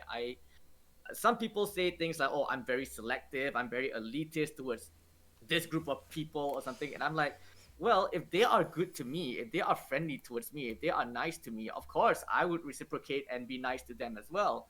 But if Yeah. you're a jerk towards me, then it's like what I learned and what I learned when I was doing martial arts, when I was doing boxing. Like if you go hard on someone, like say, okay, we go like 50%, and the other person is gonna go 50%. If I start to increase the pressure and go 70%, I will expect the person to come back at me with 70% back as well.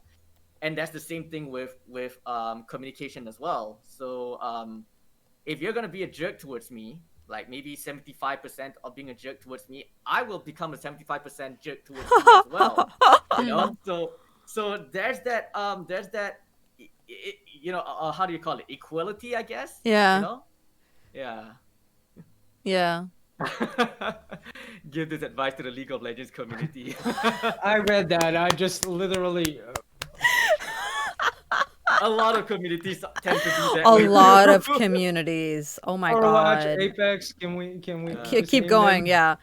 Yeah. I think what's important to Valorant and all. Valor. Yeah. What's important to note is like as I'm getting older or as I've gotten older, I've realized that we're always taught as kids, be kind, this and this. But like when you're a kid, you do it because that's how you were taught. That's what your parents told you to do. That's what your teachers tell you to do. If you don't do it, you get in trouble.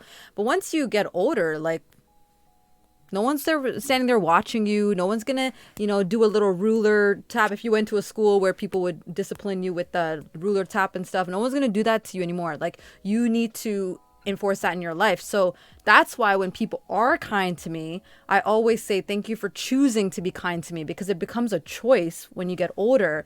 You can be like, I could be a complete dick to this person, or I could just be like kind and empathetic to them. So yes, it's so easy to be kind, but I think for a lot of people, when they try to make that choice, it's just too difficult, and they're like, it's just easier to be a dick. I'm just gonna be a dick, unfortunately. But Honestly, I don't think that it's that easy to be kind, because it takes courage. It takes a lot of stuff a lot of personal traits. It takes a That's fair. well-developed and self-confident person to be kind. that is But actually if a you're good point. troubled by everything and by anything, kindness doesn't come easy to you or hasn't been in your life, and if you don't have a presence of kindness, it's hard to reciprocate it. Like do That's and true. it's just Maybe it's so easy for me or for Pash or for Johan or for you, for example. But for someone like absolutely. that, they really have to like And work at it. that's why I say like it doesn't cost me anything, even if that person is let's say a jerk to me. Mm-hmm. Like one kind word can change another person, literally. Mm-hmm. Like, oh, that looks good on you, good job with that, good I job love with that. this. Yeah. Positive affirmation, even when somebody's like because they get that's when they circuit here burns down. Like, wait, I've been attacking this person and they're coming back with positive vibes to me. What is happening? And they get confused and they don't know how to react in those kind of situations. So they will be shook. But when they, if they self-reflect, Mm-hmm. and until I get hangry, Ashley, That's I'm all reading of her us, comments really. and I'm literally, literally laughing here. Okay, but yeah, so it's it is what it is. Like you can do something to show kindness to other people who haven't seen it, and so they can witness it. But if somebody doesn't witness it, it couldn't necessarily come easy to them. Yeah, that's a good point. That's the only, I'm not saying that you were wrong, you were correct. No, It is it's easy. a good like sub it's a good point to attach onto that because maybe for me Subtext, let's say. right, it might be Yeah. like I think it's easy, why can't more people do it? But you're also speaking to the people who are like, "Hey, what about me? Like I struggle." And the fact Yeah, that they still choose to be kind if they choose it, that's amazing. That's Yeah. amazing. I I think mean, we cannot stop talking like we don't have any troubles. We do have troubles. Like if oh Of course, like of course. so much. I've probably So been much. rude far too many times and far too many times to be Me proud too. of myself. Me too. And there's a lot of situations that I could have handled better, and sometimes they end up by losing a friend Yeah. or just cooling down the relationship and just moving further apart because you didn't react the appropriate way. But that is normal, that is human. You need to talk about it. Yeah. Communication is everything. You need to allow yourself to grow and hear other opinions, hear other sides, see it from every different 8 sides if there are 8 sides. Yeah. And that's what keeps it interesting. Like if you're just set on your ways and not willing like to change your point of view, then there is no growth, no self No. growth. Then you're just being Yeah. closed-minded and like looking at things from Yeah, only one lens and not other lens. absolutely. Yeah. I think I know a thing or two about that. yeah, I think we've all been there. I think for me when I noticed that I was in a toxic relationship is when the person that I was involved with was just like taking. And again, with that whole numbering system, like I wasn't looking like I did this, so he should do this. But there were just like little things that would be building up. But the biggest thing that I think was the start of it was when like we were dealing for like a year, bro. A year, okay? And I called the place of employment that he and his brother worked at, and his brother was the one who picked up. So I was like, "Oh, so and so." Like I took his name. I'm like, "Oh, hey, it's Welcome, Raven." fellow Raven. And bro, this guy was like, "Sorry, who is this?" He didn't know who I was. And like, I don't care if you're super secretive or whatever the case, everybody talks to their sibling. Okay. If you're close with your sibling, you are telling them who you're They dealing know with. Okay. So the fact that you didn't mention my name to your sibling, I guess After I'm a not year? important. Beep, beep, Thank beep, you. beep. Thank you. Right. Because and That's then right. the messed up thing that he did is he tried to throw it on me and it was like, "Oh, he made me feel like I was crazy." And he was just like, "You know how it is. I don't talk to my brother about these personal things. We just do our own business, blah blah blah," which is gaslighting, right? Like when you like twist it on the other person and make them look that they're crazy. Yeah, it's deflection. Mm. It's deflection. But Complete there was deflection. so much gaslighting in that relationship. Like he would only give me an hour or two every week of hanging out with him. And it would basically be like, because his schedule was so busy, I was there for his beck and call. Like if I was in the middle of streaming and he texted me saying like, "Hey, I'm free in like 30 minutes or an hour. Can I come grab you?" I'd be like, "Guess I'm going to bend over backwards and change my plans to make it work for you." And then when I address that to him, he would be like, you know what, the problem with you is like you always want it your way or the highway, like you're not willing to accommodate and this and this. And I took that and I was like, oh my god, he's right. Like I think that's when it's really started piling up to me. And the moment where I left the situation or the relationship was when he just refused to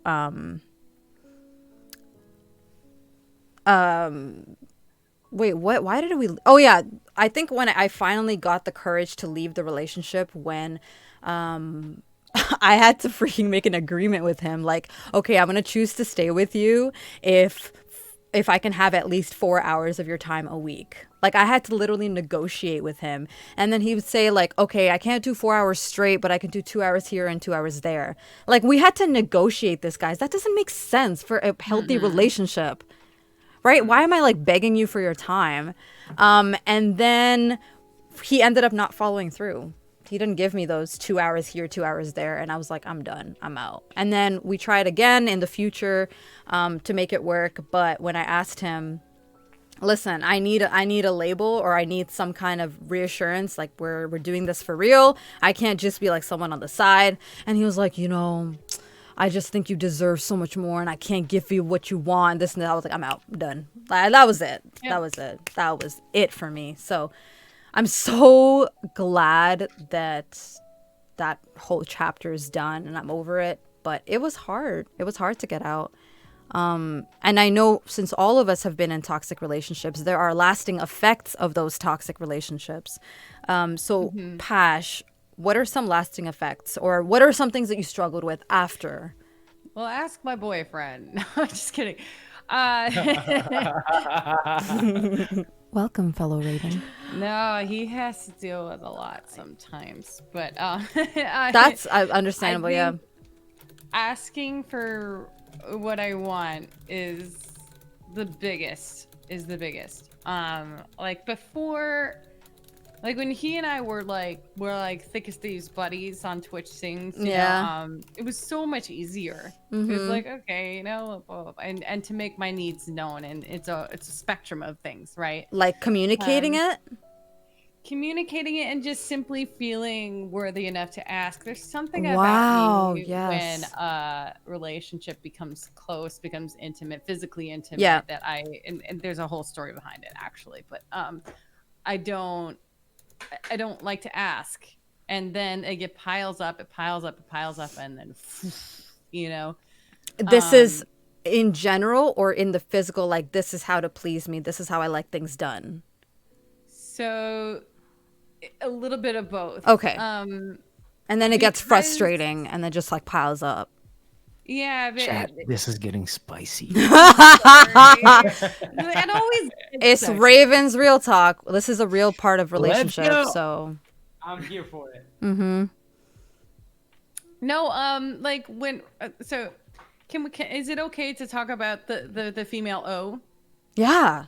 Okay. I talk about this all the time, and I say that unfortunately as women we've been like trained to not talk about that, and it's important if you want to be pleased to talk to your partner about what you need from them. So do your thing. First, I need to emphasize on the fact that nobody should be afraid of using the word orgasm, because that is what we're all thinking I just about. Don't know. And I appreciate that. Thank you, Pat. I just wanted to, because it's important. It's an important topic. Yeah, no, it's so I just wanted to be respectful of like, and I appreciate what is that. the Thank vulgar, level, but no, I in my marriage that my organisms, there you go, Tamayak, were not a priority, and it would be, and cuddling was not a priority. By the way, red flags. Just saying. Just want to put that out there. Red flags. So I and and not only this, like I don't know who I'm getting. I feel like I'm getting super personal here, but like the use of like toys, like I was not allowed. I think the first time I've ever owned a vibrator was last year. We're getting real, and so it is. But it was always like, no, I should be good enough for you. What I'm doing for you should be good enough for you.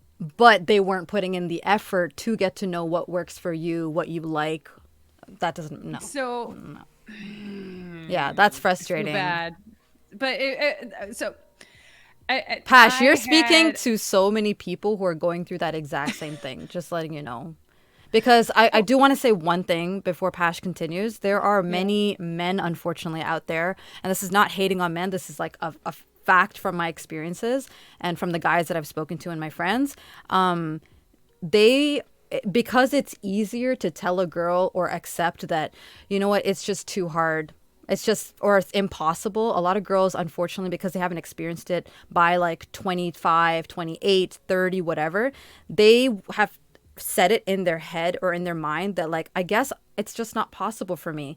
And then there are some guys, because it's easier to not put in that work, put that effort, they will just say like it's so hard. Learn, And develop then themselves as men. because women feel ashamed that they can't orgasm, they won't vocalize it to their men or the people that they're in a relationship with. And then the person, if they're like a toxic personality or they're just not really interested, they won't use that opportunity to be like, listen, I want to please you. Like, I want to be that person. So like, can we please try it? And let me tell you guys, there is nothing more attractive than a guy saying they want to please you. Like, they like, tell me what you want me to do and I want to do it for you. Yeah, the game week, do better. Yeah. So I just want to put that out there because there are a lot of people that are struggling. Same thing for me. Like, I didn't know that it was okay to like ask for what I want and the way I would like things. It's totally okay.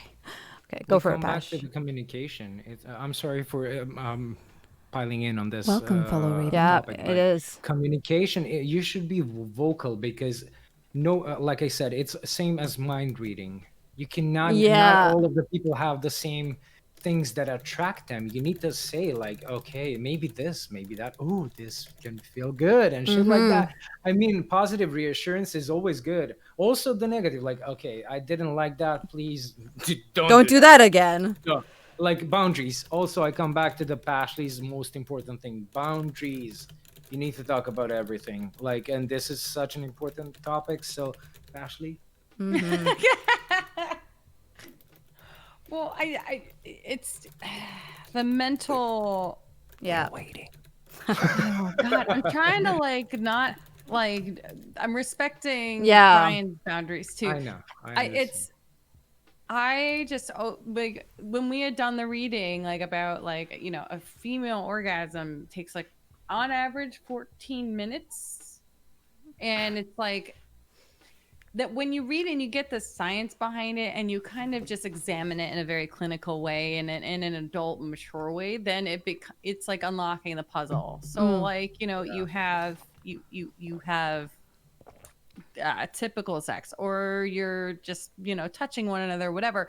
Like the options become, there's the shame's unattached to it from me. And so if it doesn't happen for me, then, you know, we have other options. And it's not like if I want to use a toy or if I want this to happen, if I want to do this, like there's a lot more flexibility for that. And I'm trying to be as vague as possible, not for my own sake, but for his. Yeah. And that doesn't come off as like you challenging their masculinity or ability to please you. And they're not making you feel that way.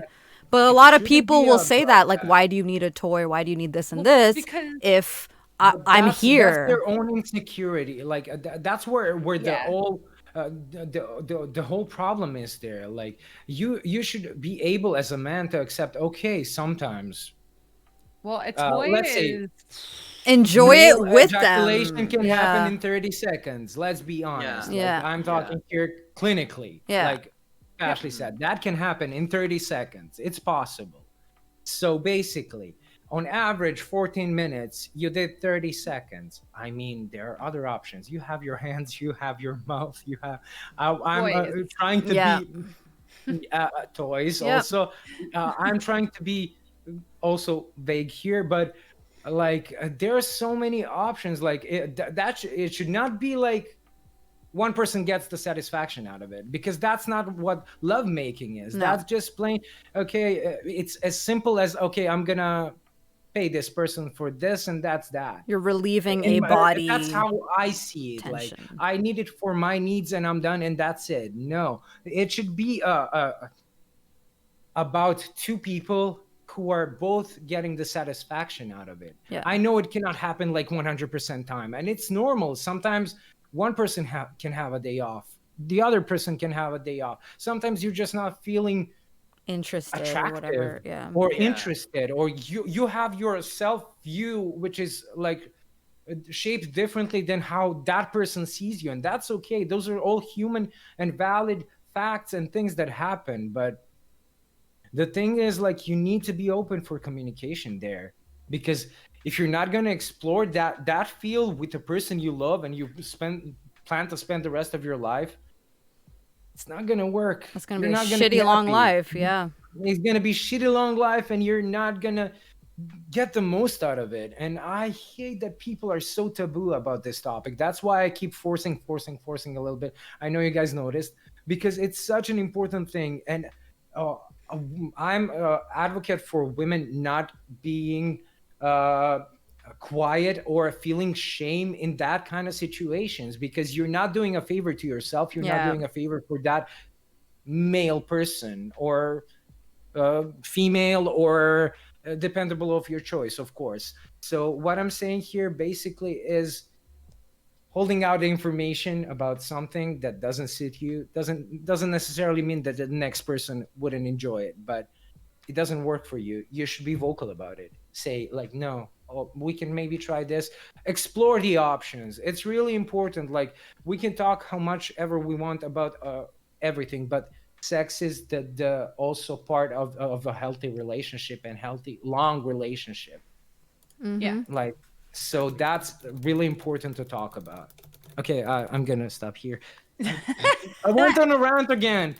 Ashley, your turn. So we were at the toys.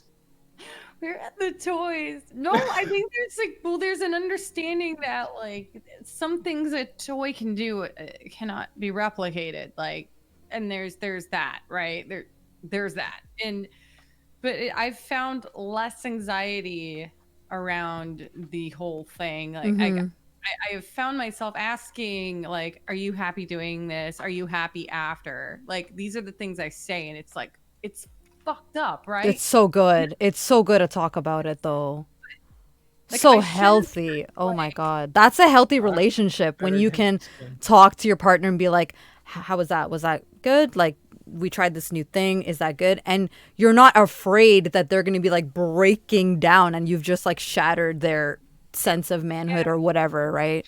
But like the conversation had to be open enough, like, because I was abused as a kid, sexually, and God. there's an element there for me. I'm so sorry, Pash. No, it's okay. I'm so sorry to hear that. It's okay. But there are times where like I've just started shaking and crying like in the middle of this moment, and like I think if it wasn't communicated like straight off the bat, then like it was like, what the hell is going on? Is it a me problem? Yeah. Did I mess up? Did I hurt you? Yeah. It's just a trigger moment. Yeah. And then like, he understands me. He says, you're safe. It's okay. It's okay. And then it passes. And then in particular with like sexual rejection for me. When you reject or when they reject you? When they reject me. So, that is also kind of like, I guess being sexually abused is the byproduct of being in some kind of toxic interaction, right? Yeah. But so there's a lot of fallout from that. But and not being able to communicate like this makes me unhappy. Like, fuck, Brian, why is there a dish over here, or why are there crumbs here? It's like, it's, those are the things. Like I've gotten much better about it, but before it was really, really challenging. I'm like, why don't you just fucking do this? Right. Because if I ever expressed a need, like, the mercantile mentality, for my birthday 2 years ago, my ex-husband built me a computer. Extraordinarily difficult thing to do. Right? But then like I was putting the computer back together with peripherals and all this other stuff, and he was playing League of Legends really fucking loud. And if you have a mechanical keyboard, like we used to share an office, right? So like all this shit was like going off, irritating me. And I was like, can you please just turn it down? Like, just a decibel. He's like, well, I just built you that computer. That has nothing to do with what I'm asking of you, but thanks for not reminding me. First of all, like I just need it turned down. Put the head, like they sell headphones. Yeah. So there was an immediate shutdown of you know what, that's unreasonable, and so all that stuff spills over. All that stuff spills over, but you know, for the most part, it's not easy still. But Brian is very, very sweet and kind and loving, and so. So you still find yourself in moments of doubt before you're able to ask something or declare a need or how you want things done differently. You still feel that, Yeah. I should just, no, I should do it. Like you're fighting with yourself. Yeah, and then he'll say to me, like, I just want you to talk to me. Like, please just talk to me. I don't know what's wrong. I'll be like with, And that's like, the best. Yeah. That's the Yeah. best thing that, Totally, that can happen. totally. That's what literally what you would need. Like the thing also I want to emphasize on here, which is the important thing, is like the for people who went through assault, they have a different view of complete like sexual experience or intercourse in general, and it's hard to like overcome that. I personally did not go through that, but I have close friends who've been in a similar situation, and we had a bunch of talks because Good. open communication and being there is Yeah. really important, especially if it's a female, and if they are feeling ashamed to talk to the brother, to mom or dad. It's important eventually when you have the courage to talk also with the people who are important in your life. But complete view of the sexual intercourse and actually that connection can be completely lost if the person doesn't heal, if the person doesn't take time, and everything that is related to sex can be real instant trigger for a trauma that happened. So it's that much harder to get to the orgasm of which we are talking, to get even into the actually trying the intercourse, and that's really important. Like mental health plays a huge role into this. Like it's important, and you as a male, all of us, like Johan, me, all of the male in the chat, your obligation and duty is to make a person feel safe. yeah. Absolutely. Create a safe environment, because you don't know what they've been through, you don't know what is the situation, you don't know if they're scared or whatever. It's a lot easier for us guys. It's just how the cards are dealt. It is a lot easier. So please take the accountability. Please, like anyone who hears this, take the accountability, create a safe space, and you will be lucky for life, because that person will love you like no one, and you will love that person like no one. And that's when the magic happens. Safe environment, communication, love, respect. That's all what it's about. And if there's At someone least who identifies as a male and has suffered sexual assault as well, same thing goes for the partner that you choose. I hope Absolutely. that they create a safe environment for you to feel comfortable, like Pash Absolutely. did, right off the bat, be like, this is what I've been through. These are my triggers. These are like, don't touch me here. This is like, this reminds me of this, and all like these positions remind me of that. Like be explicit and say it, because the person won't know and they might do it, and then you'll be hurt. It So can, it happens both to people can be everyone. hurt. Yeah. It happens. Like Yeah. Unfortunately, it happens to everyone. unfortunately. Yeah. But it's something that can be at least dealt with a little bit if you have a Yeah. partner who's willing to listen to you and create that. I think the way I look at it is like they're literally opening the door, like Liddy's opening the door for Pash and saying, this is an open communication. I just need you to walk through it. Just like tell me what you need. Tell me how you want things done. And I think that's the best way that it's set. Like I imagine in my head, I just need someone to open the door for me so that I know they're okay with it. They're not pressuring me to go through it, but they're making the environment where I feel safe to walk through it and express my needs and desires and wants. Yeah, he knows how to disarm me right away, because I do have like reptilian brain. Like I go like reptilian brain is this most basic like fight or flight that takes over. and I go there immediately. I know it's a biological thing. I think I probably have an ADHD brain that went undiagnosed, and I've been doing this reading about my son because he was very explosive.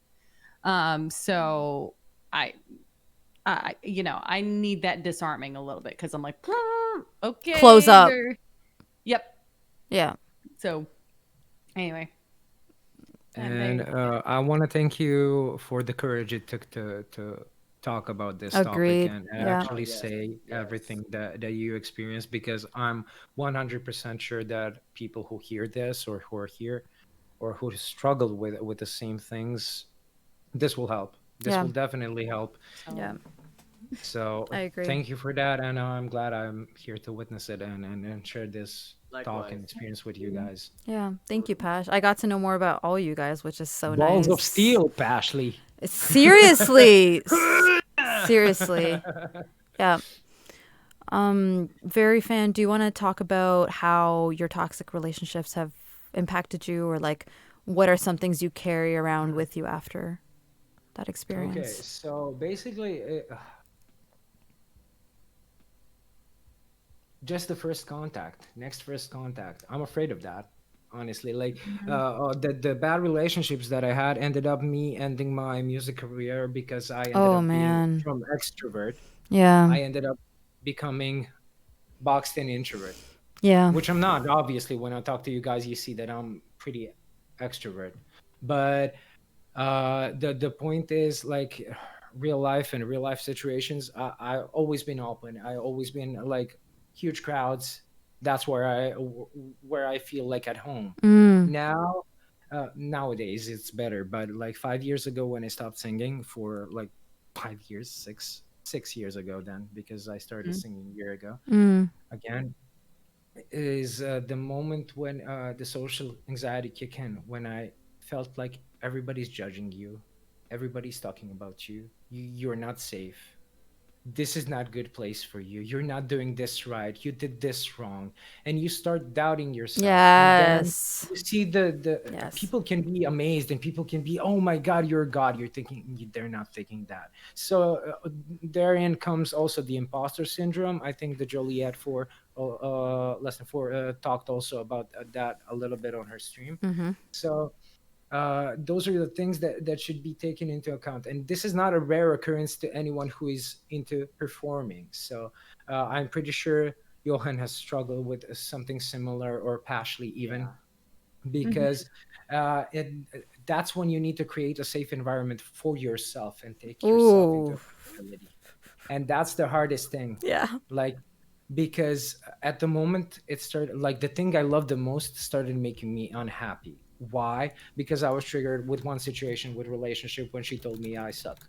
And then after that, piled on, and you start doubting your brain. Like, one word is enough to start doubting yourself. Yep. No matter how many positive affirmations you get, if the critic was not constructed precisely, and you're not in a vulnerable place at that moment in development as an artist, as a character, as whatever, it takes a toll on you. So one word is enough to disrupt your whole process of growth. And based on that, like, literally my music flanked because I didn't have well to do the rehearsals anymore. Felt like I said, like an imposter, like doing work for money. I started hating the job, Mm-hmm. started singing songs that I hate. Your Max probably main Bastion. Oh god, Overwatch reference. Okay, so basically, the point there was like, it limited my self growth as an artist further on. And like toxic relationships take a toll on you in that sense, like in personal development. Or if somebody is forbidding you, oh, you can find a better job. What if I'm happy with my job at the Mm. moment and with the salary? Maybe I want to grow in that field and maybe make my own company that will do that. Like, you don't know what's in my brain, and you never asked, but you immediately jump to conclusion that my job is bad and that you don't want to date someone who does that job. By the way, at that time I was a waiter, plus doing gigs, How old were plus you? studying. 21. You're a kid. Like, I just came what back does from she US. expect? She wants to Dude, date a lawyer or something? What are you gonna be at I 21? literally Ugh, and the that stuff I pisses me didn't off so say much. the best part. The best part is because I had to earn the money for the scholarship. So I took a loan from a bank to go to United States on work and travel program, which is allowed in Serbia. Here, if you're in university, you have like 6 months of working and 2 months of traveling programs where you go to work like I don't know, seasonal jobs at Mm-hmm. seasonal places. For example, my resort was Wildwood in New Jersey, and I worked there 3 jobs: in Oh arcade, my in candy god. shop, and if in a restaurant. So I basically earned for 3 years of my university to pay off. Yeah. I paid for her holiday with her friends in Greece, and also came back and found out she cheated on me on the holiday Oh god. that I paid for. So, but I found out like year Hmm. later. So, but it's just one thing after another. You cannot ignore the red flags. Like, please, guys, please, if anybody's listening to this, do not Do ignore, do not. not put smoke on your eyes. Like, talk to your friends, talk to your parents, get the real picture, get the real picture, because we're biased when we love Yeah. someone. You cannot judge your emotion. You're connected to that person and you think they're everything. You idolize sometimes, and that's also one important thing. Do not idolize. Always self-reflect. Always think about everything twice. I'm not saying it has to be that hard. Mm-hmm. Sometimes it's just natural. But if you find a person like this, you have to think about everything, or else you're gonna get stuck in that place and be in a bad place, keep getting used, keep getting Hurt. um, hurt, and you end up shallow, Yeah. empty, and I would that's not a good thing. I would Yeah. actually argue that you would find people that want to encourage your own agency. So like my therapist, when I was Mhm. going through it with this individual who did wanted access to my finances, she never told me specifically don't leave him or don't. She was always asking me, "How do you feel about this?" or "What are you getting out of this?" So, because at the end of the day, like you don't want to fill the missing, like you want your support network, obviously, and Yeah. the minute that fades away, is Yeah. it's a bad sign, right? But Yeah. there has to be like that building up of that impulse in you. So even though this guy was like asking me for money, was clearly not involved in the relationship anymore. She was always like, "Are you happy now? Mm. Because Are it makes you you think It makes you about. think for your own self, and Got it. Yeah. that like I would say the key to unlocking that codependency is your own self agency. So this Absolutely. doesn't feel good right Yeah. now. That Okay, bye. self-reflection. It Yeah, took me 2 years to figure that out. Like the Yeah. moment when I was like empty. Yeah, sometimes it takes time. It's okay. I'm just saying, like, recognize those steps. I'm not saying like to people in chat. I'm not saying end it right now, but reflect if something is bothering you. You Yeah. have people to talk to. Like even we can offer our Yeah. discords if you have any questions. Yeah. I have no right. problem with that. I'm here because from my experience, I can tell you how I handled some things wrongly and how I handled some things right way. Yeah. And maybe that can help you. Maybe that cannot even help you, but maybe that can at least give you a perspective of maybe thinking about the situation that you're in. Yeah. I agree. So that's the only point here. Like Yeah. it takes 1 minute to text someone, and takes 2 minutes to call someone. So nobody can be that busy that they cannot text you. Like that is my first red flag that I keep talking about, because Mm-hmm. oh, I don't have If time, they're I'm in a working. relationship with you or a friendship with you, like a deep friendship, because I know Yeah. I have said that to people where I'm just like, I'm I'm either too busy or, and I know this sounds bad, but I have learned to be at peace with it because it's healthy. Yeah. You're not like a high priority on my list for me to like take that time and attend to your needs when I have like so No much idea, other yeah. stuff going on. You know what I mean? And I think someone who's When mature. we're talking about tending to someone's needs, look at that. Your kid's got fries, I think, over there from McDonald's. Or what is Nice. that? Um, Oh, that's how it is. Let's go. Yay. Ability, please, please, please adopt me. Right? Adopt me. Hey, hi. I'm very fan. I'm very fan.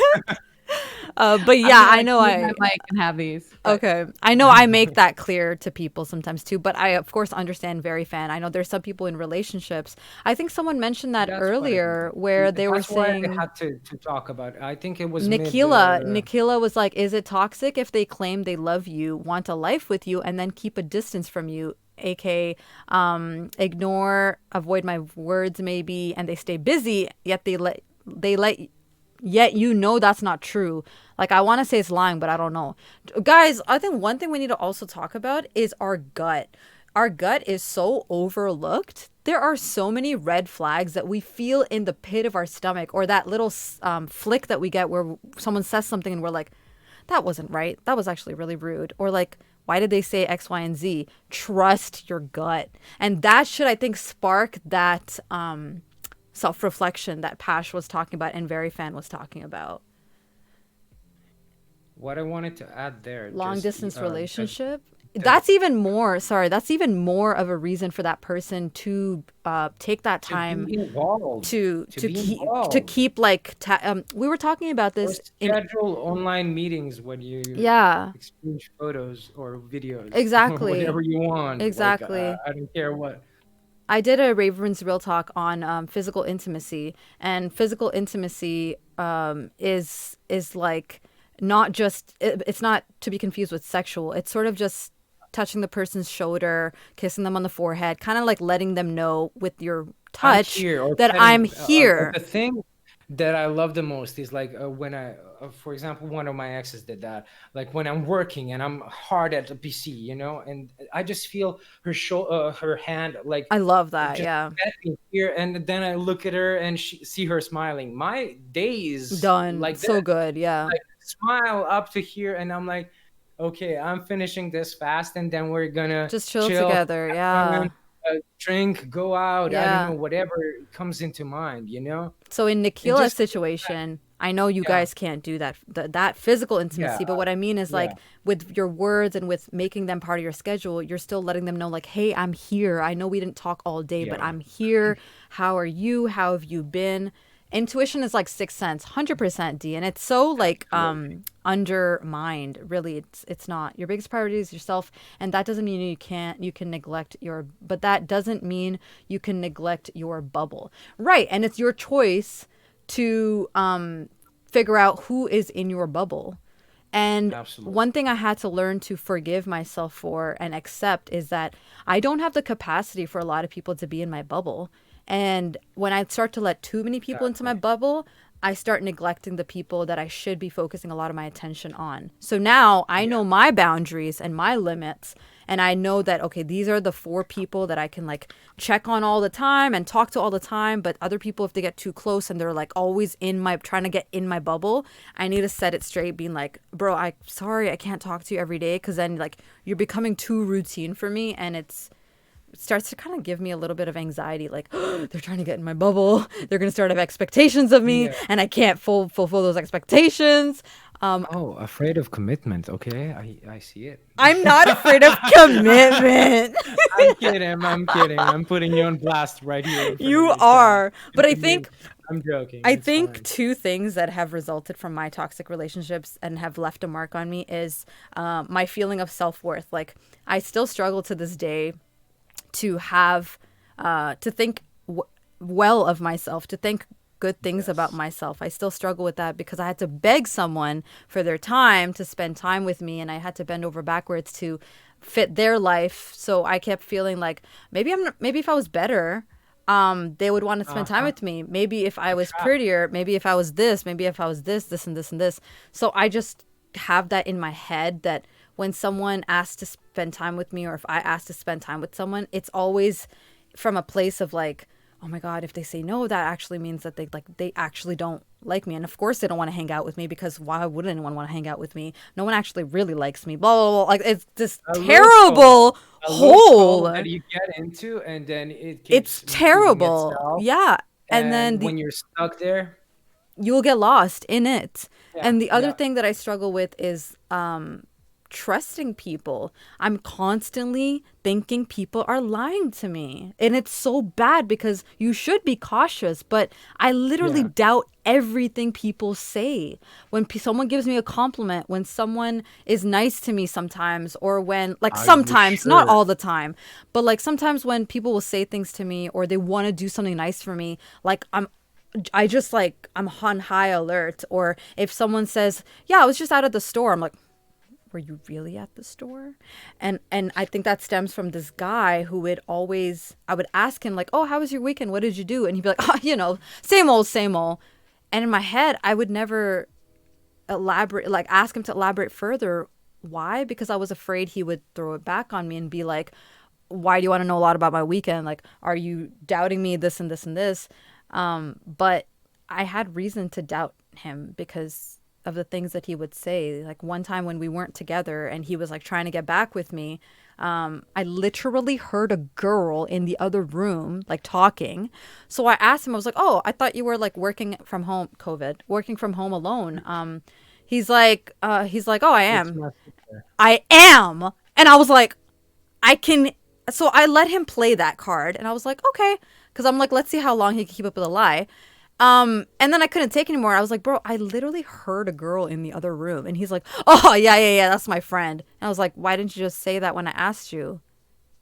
And his response was like, I'm sorry. It's just like, it was like an impulsive thing. And I was like, that's messed up. The fact that your impulse is to lie to me, that's messed up. And he's like, I'm trying to get back with you and stuff. So I thought like if you knew a girl was over, you would automatically think that we were like doing stuff together and then you wouldn't want to be with me.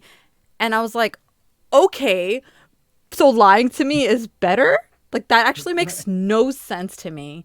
And it's behavior like that Lying has to you, been. if it passed, it would have been better for him because then he would have her and he would have you Yes. because you wouldn't have her there.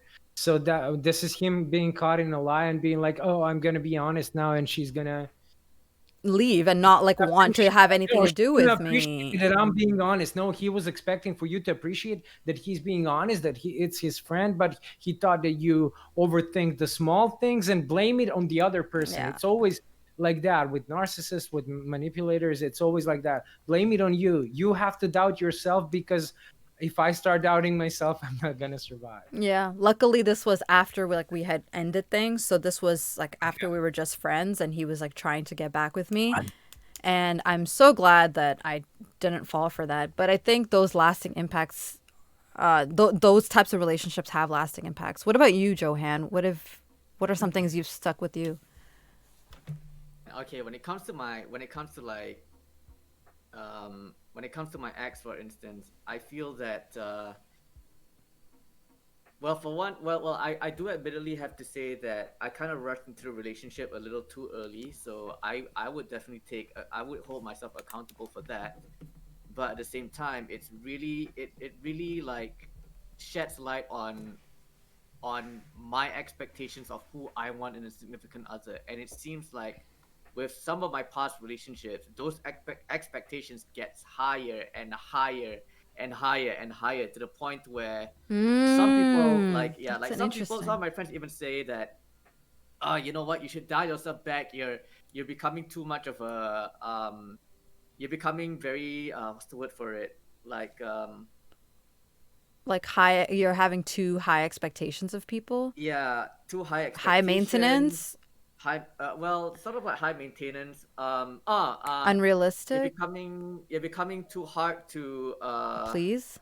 hard to get as well. You're playing hard to get. Oh, okay, That's okay, what okay, I'm okay, saying. okay, okay, okay. Yeah, and I'm like, well, the thing is, I don't want to play hard to get because I try to be very open and I try to be very I try to be very understanding of everyone else. But when you look at some of the things that I have gone through as well, um, it gets really, really frustrating as well. And that could also be a factor why I've been single for quite a long time as well. Because I tend to be like, I want to make sure that my significant other is this, and not the type who will bring me down. Because the best thing that we could do in relationship is bring each other up, because the support is what we need as well. Mm-hmm. So so that's one of the things that I took away from this past relationship as well. And it's kind of funny because my ex actually texted me like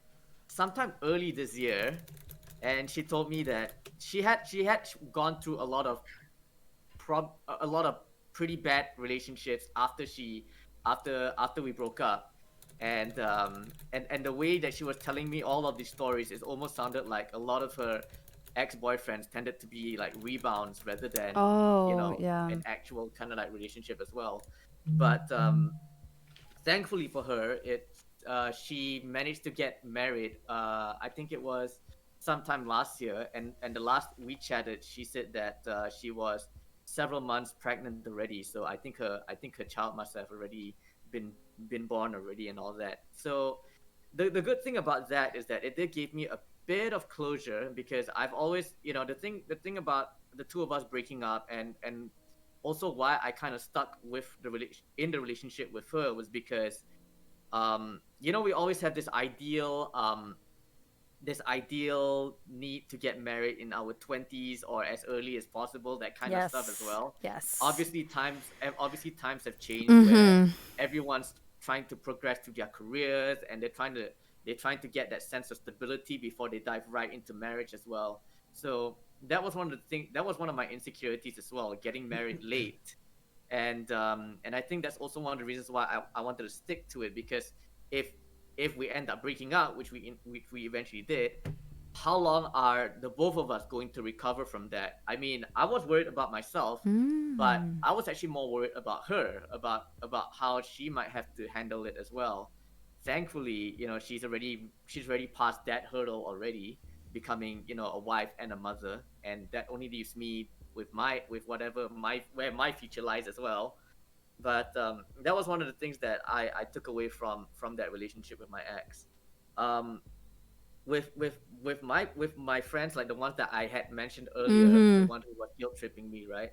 I think one of the things that I took away from it was the fact that I kind of wish I saw the red flags much earlier on. Like, I kind of did, but because I'm the type of guy who's like, I want to maintain as many good relationships and Yeah. friendships as much as I can, because you never know when you might need this friend's help when you're Yeah. stuck in a situation. But one thing I learned about it is that sometimes it is better to get yourself out of situations which will affect you mentally and emotionally as well. And that's what has been happening to me over the past several years. Like, if you're gonna be being very toxic, talking bad about a lot of people, and trying to make yourself feel better, trying to make yourself feel holier than thou, or any Mm. of those other things, it's not going to be good for any party, really, because it's you're trying to put your own expectations to others and expect them to be just like you, when everyone is just we're all a mixed bag. We all have different ways of believing things. We all have a different way of seeing things from a wider perspective. So it's not I mean, it's perfectly fine if you're gonna be who you are, but sometimes it's just not good to go around and enforce your beliefs on others, expecting them to be just like you. So that to me Yeah. is one of those things where I knew I had to go out, because if I stayed in this bubble for as long as I Mm. can, I would be mentally wrecked. Like, I was already mentally wrecked last year, because I had so many friends stabbing me in the back, to the point where I'm like telling myself, man, the wounds Who are is still here. real? They're Yeah. still they're, Yeah. they're still not they're still not healed up as well.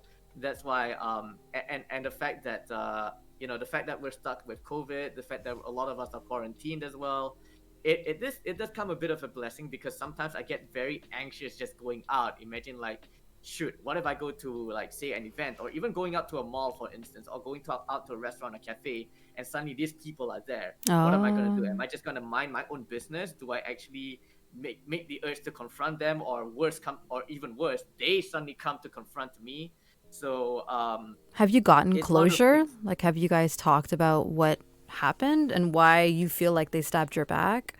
I Well, unfortunately, I didn't because as much as I tried to, it was really all for naught because they have their own ways of looking through their own lenses, and in a bit in a way it's kind of like a conflict and a clash as well, where I look at things from my own lenses as Mm. well, but I also try to emphasize and try to see from their perspective.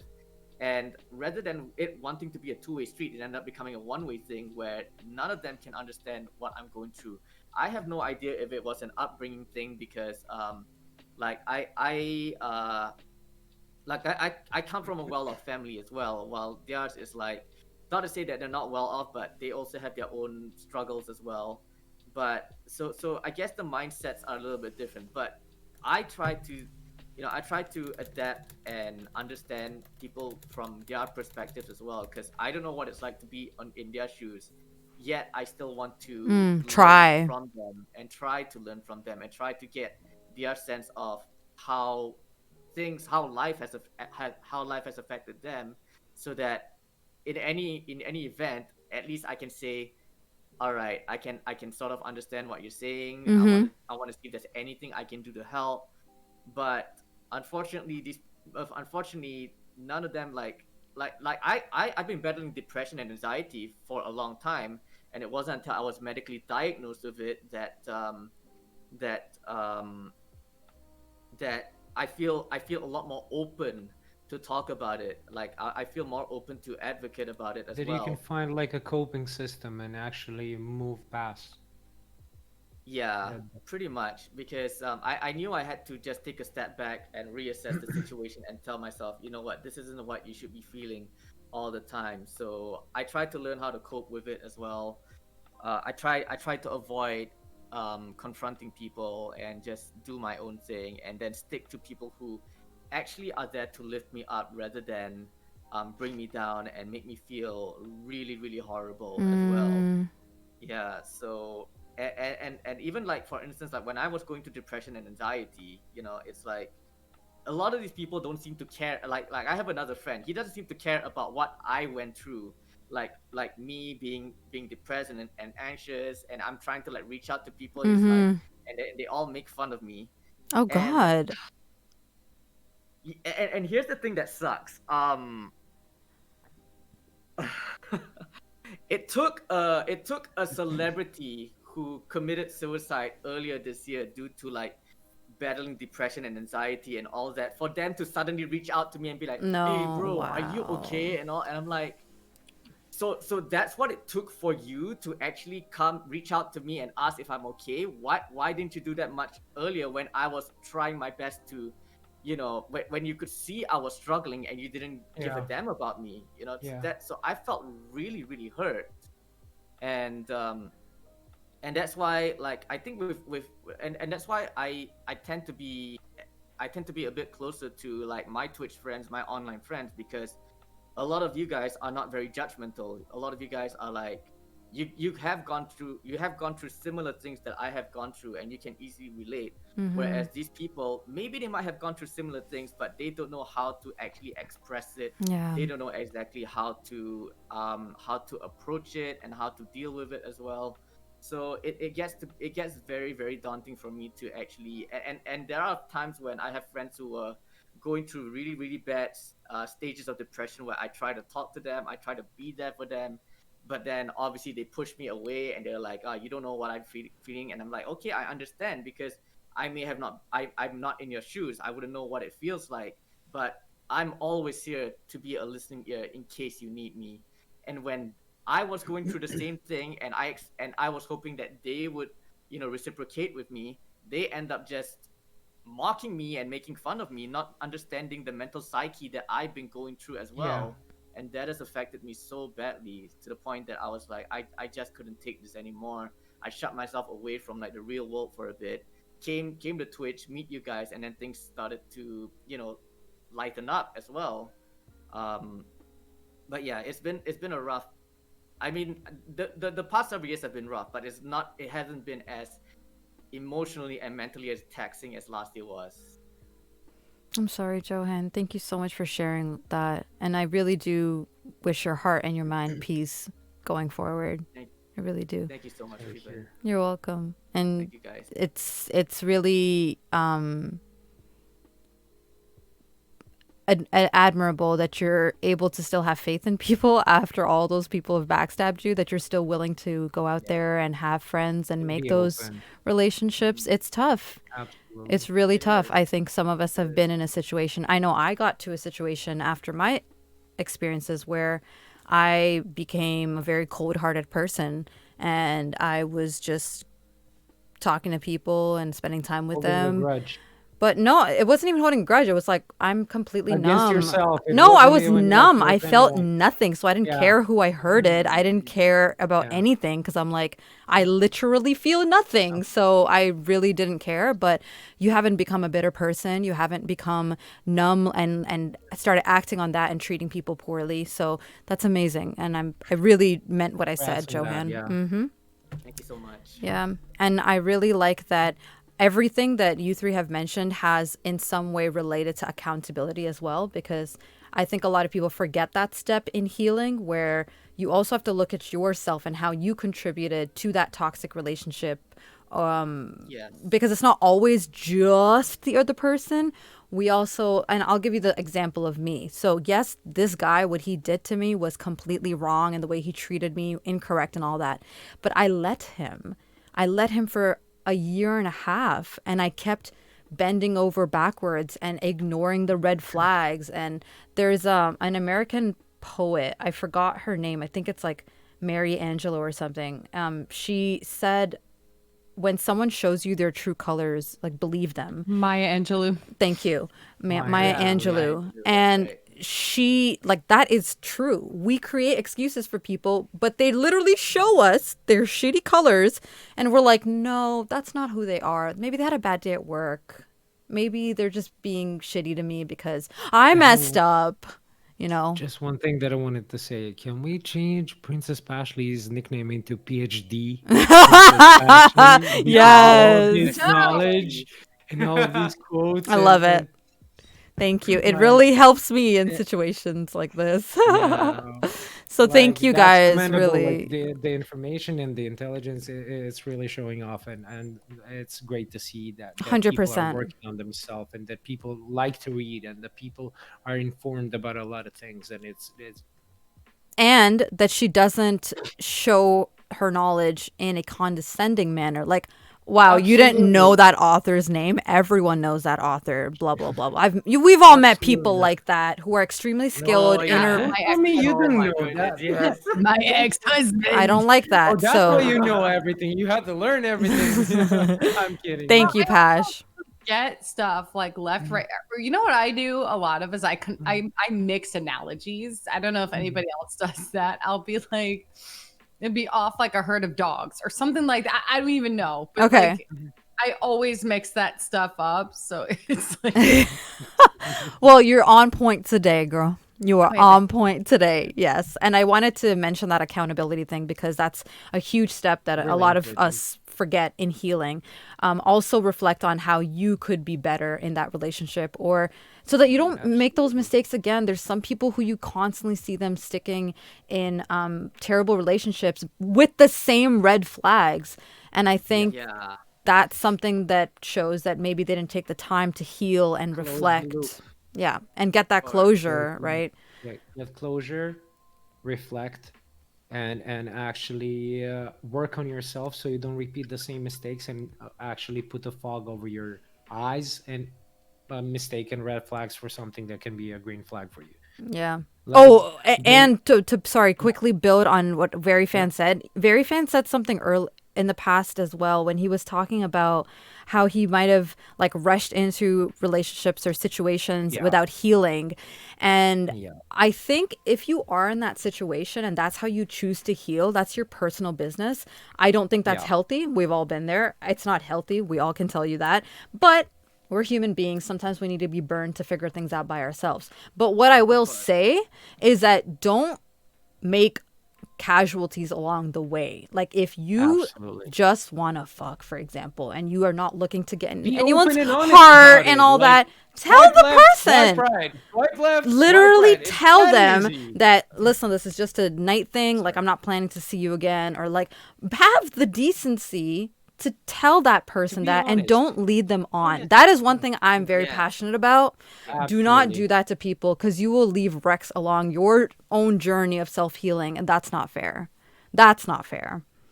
The one thing that I wanted to add when you talked about accountability, like the trap that you fall into during the toxic relationship, and if you're like already spending so much energy, so much love and everything, you're like, oh no, but this is gonna, and then you become toxic towards yourself in a sense of, Yeah. I'm gonna give more, I'm gonna literally love you to love me even harder, even better. It's going to be enough for you. I should be enough for you. Why am I not enough for you? And stuff like that. But that is your brain being in a toxic relationship and not reflecting on the things that you're doing. And you keep giving more than 100%, which is more than you have. And then you're going to eventually crumble down. So basically, like loving someone into loving you is not a good loop or a trap that you can get into, but you use poor excuses. Oh, she made dinner for me this evening, that means she cares. Okay, I'm gonna try and I'm gonna make 30 meal courses next day, for example, and like overdoing it and Yeah. overdoing it and overdoing it and keep overdoing it. And what that becomes, it becomes exhausting for you. That person always expects more than 100% from you, and then when you're not at 100%, they will be like, what the fuck? And they already don't care about you. We established that in that way. Like you're something that is there and that it's a comfortable zone for them at the moment. And you keep giving them for more for selfish reasons because you want to be loved by them. You need their approval. You need their love at this moment. And that is a trap of and trait of toxic relationship. And you become toxic person. You start spreading the toxicity amongst relationships which are with your friends, with your family, because they see what's happening and you're being oblivious to that. And you're like, no, no, you don't understand. You're not taking any arguments. You're not being open at the, because you're already in that loophole. And you keep going through that, and you don't want to hear other people's opinion because you're Stuck. 100% And sure that you're, that's yeah. the way to do it and it's going to be fine. But it's not. And when it shows you the moment when you realize that it's not going to work like that and that you already have nothing left to give, that's when it hits you and that's when you crumble. Yeah. Yeah. And most people didn't take into account their own mental health at that point. It can result in even the worst cases scenario when your spirit is that broken, when you feel unloved, unattractive, 100%. and stuff Yes. like that. So I've definitely been there. Yeah. it's really important to also recognize when you're doing something toxic also in that relationship. Not because you're necessarily a toxic person. I'm saying from my own experience. I became toxic towards my family, my friends, towards myself, just on the expense of trying to love someone harder to love me. And that shouldn't be that hard. You shouldn't have to lose everything and everyone you care about just to have one person love you. Yep. It hurts because you would die for that person. You love them so much, but there are boundaries, like Pashley said previously. Boundaries and self-reflection, accountability. We all play the role in the toxicity of all of those relationships. We choose our fortune. We choose if we want to feel good, if we want to feel bad at the moments like that, because you have one choice: cut it off, grieve, feel better, stay, suffer more, suffer more, suffer more. Sometimes we think, okay, I'm gonna give it a chance. Oh, another chance, another chance. But like at 1056 chance, you should figure out by now giving chances is not working. Self-reflect. Two, take accountability. I'm doing it wrong. I'm giving you a chance. You're not giving me a feedback. You're not giving me anything at this moment. Yeah. Don't get caught in the Just cycle. don't get absolutely don't get caught in the cycle. But it's so hard sometimes, like So hard. emotions Yeah. and everything, like when everything regarding emotions is included, it's not easy to have a radical mind or logical mind, or to make sense of the out of the situation, real life situations, like they say 9 to 5. It's not as easy as that. But like when I talked to one psychologist, which is a PhD psychologist, like a home friend, a female friend of my mom, she is like women in her 50s. The thing that she told me, which literally resonated with me, is like, okay, so you're in this situation, like Pasha said, how do you feel about it? What can you do about it to change it, to feel better? What is the choice? And then you have choices, okay, either to leave or to keep trying. Okay, if you keep trying, do you get any from previous experience, do you get any feedback, do you see the changes? And then you say like, oh, but 2 weeks ago she did this and that. And she's like, and what happened for the next 13 days? Oh, we argued this day, we argued Mm. that day, we argued 13 days in a row. And then when you actually step by step piece it together, like piece by piece, like a Rubik's cube, you figure out, oh my god, literally I'm doing this to myself at this point. It's not even on her, because I allowed it. I keep giving you freedom to do whatever the frick you want with me because I love you. Yes. Oh my god. It's Yeah. my fault that I let you take advantage Yeah. of that, because I didn't put my boundary and say no. I'm Like, worth get the fuck out of more. my Yeah. house. Get, Yeah. Yeah, exactly. literally, like, put a foot down and be like, "Mm." But there is also one more thing that is really important: getting stuck in a feeling that you cannot find a better suitable partner, or Yeah. even an equal that will love you as much as they love you. Yeah. And they use that often in toxic relationship. They will use that against you because they They'll know you're say with it. they'll say everybody knows you're crazy. Oh. Yeah, Say shit like that. Yeah. They'll yeah, say everybody, like, 100. I talked to your mom the other day and man, she said you're a pill, you know. Yeah. Oh Shit my like that. god. Or like, yeah, Yeah, who's gonna people want resort to you? that Yeah, things. that's People true. resort like, And these are and all reasons that people choose to stay in these types of relationships. guilt you, shame you into submission. Do not allow that. You're an individual. Yeah, You are like, born individual. Do not be submissive, especially when somebody's taking advantage of you. No, no. Put the foot down. Say no. It's very It's enough. hard. It's very It is. hard. I'm not saying it's easy. Like, I Yeah. still feel the literally my skin is shivering while I'm talking about these experiences, because it brings me back to certain places. But it's important to say Yeah. it out loud. It's Agreed. important to process everything like that. Mm-hmm. And it's just like, eventually after a year, you will be like, how the fuck were you so stupid? Like, to yourself, you will Yeah. say that to yourself and reflect like, I'm not saying that in a condescending way, of course, but you will literally be like, you know better than this, and you still allowed it to happen. Why? Okay, then we can blame it on the emotions. Okay, no, but taking accountability, you didn't self-reflect. You didn't see it, didn't want to see it. You believed that it's gonna be that and that's it, and nothing else happens. Mm-hmm. You cannot be sure for anything in life 100%. Yeah. So, and I'm not saying it in a scary way, like you cannot be sure somebody loves you. Like, people can show you, but with that kind of people, you never know. And when you're on a thin ice and somebody's playing games and mind games with you, that's when you lose your shit. And that's when everybody calls you crazy. Oh, you're jealous. Oh, you're crazy. Oh, you're possessive. I've never been that kind of person. Like, Mm-hmm. you have all the freedom when you're like my girlfriend or stuff like that. All the freedom. You have your own time. You're allowed to do whatever you want. But when we spend time together, we spend time together. Oh, I don't want you to spend time texting other guys on the phone while I'm drinking coffee with you. That makes sense. And I think Even if it's friends, even if it's whoever, they can wait 2 hours for you to come back and answer the message. Like, nobody will say, oh, you can say, oh, I was with my boyfriend, with my fiance, with my husband. I don't care. Like, you can have friends, but there needs to be mutual respect. Like, it's as simple as that. I don't know what else to say on that topic because I Agreed, went on agreed. rails again. It has to go both ways, really. It There has has to be to. that It mutual has to. trust. Otherwise, it's going to be a train wreck if it's just like a one way street. Yeah. It's okay to be protective, but never dictate their life revolving. Yeah. Agreed. Absolutely. And if it happens Absolutely. enough, you start to believe it. That's what I think about acting That's the word. shady. Like, you can't act shady and then get mad at me for calling you out on your shit.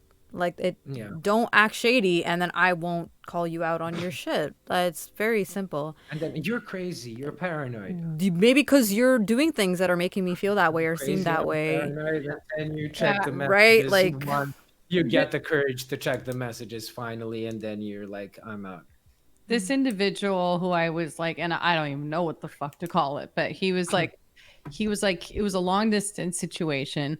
And he wasn't coming to see me, and he wasn't allowing me to come see him. And everyone's like, that's sus as fuck, by the So way. That's sus as fuck. Yeah. But then he would say to me, I don't he understand went why it. you're not secure enough in my feelings for you. no, you don't get to access and then call, like, no. That's, No. I'm on this side of it now, but when I was in the throes of it, I was like, why? What is wrong with me? I was constantly asking myself what was wrong with myself. Yeah. And I was like, It's us. sus as fuck, yo. But anyway, also, what was I going to say? Like, having the way to heal from it is not to be like, beating yourself up over getting into the situation. It's like,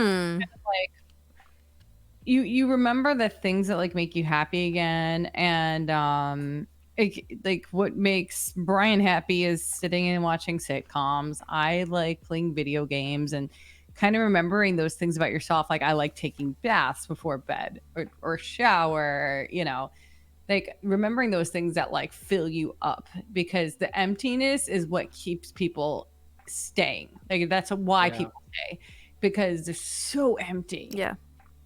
So empty. So you're like, well, at least I'm getting crumbs, at least I'm getting something. And then you're like, Yeah. but if you can count on, like, I'm gonna go for this run, and maybe I won't feel 100%, like, say you leave the toxic situation and it still stings a little bit, but as long as like, I have these things to fill my bucket, then it's gonna be okay, and then I can leave this hurtful situation. Yeah. Yeah. Putting yourself a month, 2 months into the future rather than staying here. It's another thing we worked on with like executive functioning in children. Like, people with ADHD tend to stay in these situations. I'm convinced, because there's no like seeing a month in advance. With Luke, it was like, Luke, go take a bath, and he would flip out because he was doing something. So we put him in the bath. He'd be as happy as a clam, and then I'm like, okay, time to get out of the bath. He would flip out because he did not possess the ability To see put past himself- that. Yes, to put, okay, I'm going in my pajamas. He was just only focused on what he was doing. This is people, on spectrum too. Yeah. That's also me in a nutshell too. Oh, interesting. Yeah. Yeah. So if you can like kind of visualize, and having a plan too, like, does getting your haircut make you feel better? Sure. If buying shoes, if calling a friend, eating ice cream, although I wouldn't ever advocate for emotional eating, but that could bring like temporary relief. So those are just things. Sometimes even if you're in the situation, I've noticed that if you're in a toxic situation and you open yourself up to things or experimenting with things that truly bring you happiness and they don't match that happiness, sometimes a switch goes off and you're like, why am I having so much more fun doing all of these things, and it's so much more fulfilling than my time with my significant other that's supposed to be like filling all of these moments of joy in my life? And sometimes that could be a good reality check for you too. I have also realized that people who don't have hobbies or people who don't have passions, they don't have goals, they also get stuck in toxic relationships because they have nothing else. So that person is their all, and that they just are stuck in that. And I think another reason people stay in toxic relationships is hope. This guy would always be like, oh, Raven, if I had my own place, man, the things I would do for you, the things I would make you for you. And and I was like kind of thinking about that fantasy, and I let that fantasy go on for like a year and a half. No one should ever wait for the perfect. No one needs to wait for the perfect time to treat you well. Like No. people cannot have a stable job and not be making enough money and all of that and still and living in their parents' basement or with their family and still treat you like you're a freaking magic, like you're magic. So that's something I had to learn. Thing. Like that's like my ex-husband thought that like I mean I had what the way I was spending it's like you have this typical like you know someone's married to someone wealthy and they kind of spend to fill themselves, but that's what was happening for me. I was well if I get this facial product and make myself look pretty, like he'll love me, or if I buy this dress, or if I get my hair cut this way, you know. And it was something as simple as like Brian drove down like a day early and it made me so fucking happy, or it's something in the way that he looks at me, Yeah. you know. Yes. Those Yes. things cost a fucking thing.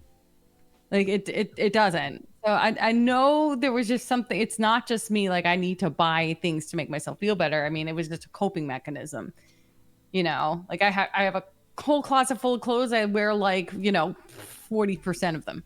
Yeah. Like, maybe that dress will make me feel better, you know. So it's all symptomatic of It that. really is. If it's super meaningful, I don't think I think I bought a new dress because I'm anticipating going back into the job market soon or into the workplace soon. So I'm buying like things here and there that I can go to work with, right? Because I have a pretty mom wardrobe right now. But like that's the thing. It's never like it's not for, oh, this is gonna get the attention of someone. Yeah. The clothing has a purpose. Yeah. Oh, that must be such a good change. Like now you go to purchase things because you just want to, or you're like you like them, not like it. to get a result. It's a sweater dress, and I hope I get to wear it soon. I love that. I'm happy for you, Pash. That's so nice to hear. I'm very happy for you. I'm very happy, and I'm glad you're like far along this healing journey, and like you know your heart better than anyone else, so you know how far you have left to She looks go. amazing. Look at that smile. Yeah, Like it's good. I'm happy for her. Totally. So nice. I know we're almost approaching the end of this Ravens Real Talk. I don't want to go off it's the end, dude. past it too much, but we've talked about ways that reasons people stay and what are some ways of recognizing them. Do you guys have any final tips for people who are possibly in them, like how to deal with the situation when you're in it and when people are struggling with their heart and getting to the point of like leaving them, and how to deal with it afterwards with all the remnants of the broken pieces of yourself? Pash, do you want to start us off? Oh gosh. Having because it's easy to access, I think the internet is a really good place. Like if you so when I was in the throes of like this narcissistic cycle, I'll briefly go over this with the I wanted to talk about it. Narcissistic abuse, you will see it coming because someone will love bomb the shit out of you. And I mean, love bomb. It happened to me, right? It happened to me. And then when you put a boundary down, then they discard you. Yeah. So your love bombed, idealized, and then they will hoover you back. The hoover is the really key thing to avoid. And that's why you go absolutely no contact with these individuals. Nothing. So cold turkey. I've been hoovered so many times.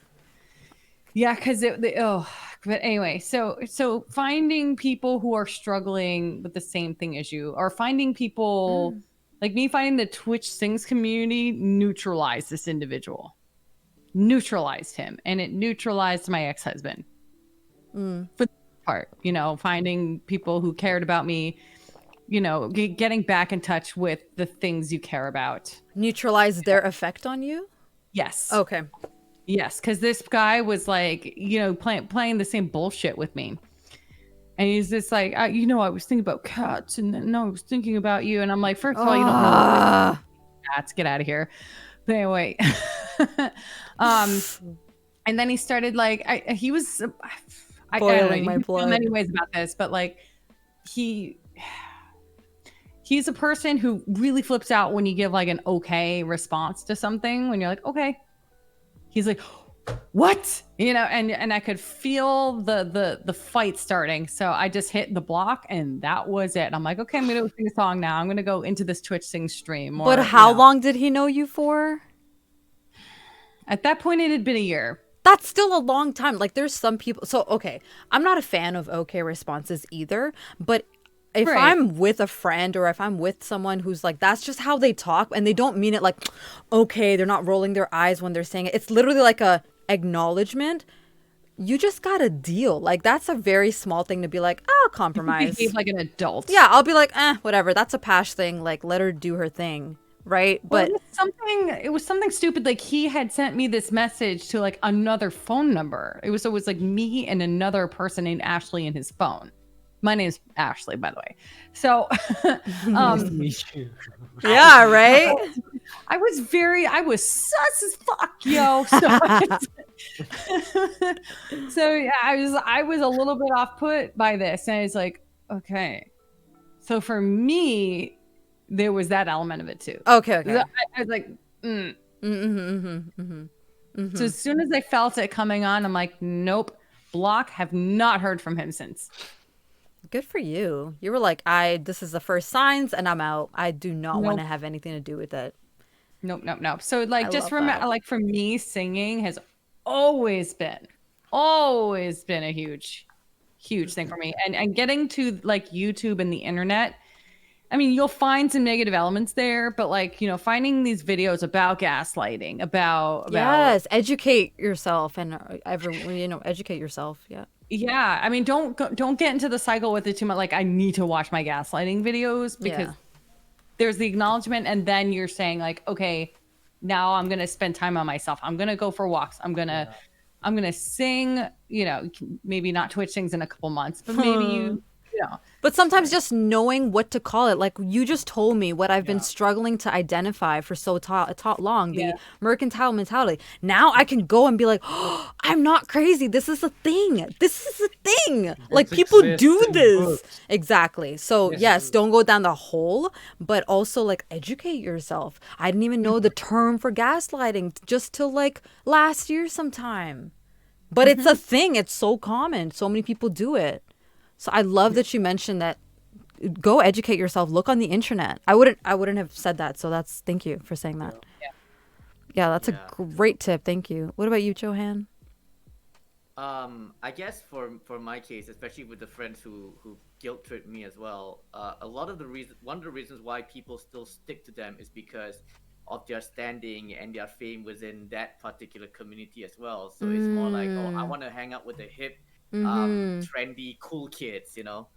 So, I mean, I wouldn't be ashamed to say that at one point in time I was also like that. But as I grow older, like I'm in my mid-30s right now, as I grow older, I realized that I can't remember who was it that said quality over quantity just now, but yeah, in chat. So Tomiak. Tomiak, yeah, that's right. We play Apex a lot together. He's my friend. I'm glad he's here. Oh, nice. Hi, Tommy. Much love to you, Tomiak. So I feel that for me, I really couldn't care less if someone is famous or has a big standing anywhere. I think it's always good to find relationships or friendships that are genuine without it being too superficial and too forced as well. And that's one of the things that I've gained out of my time on Twitch. Like, I was going through a very, very rough time. I kind of wish I had Twitch Syncs.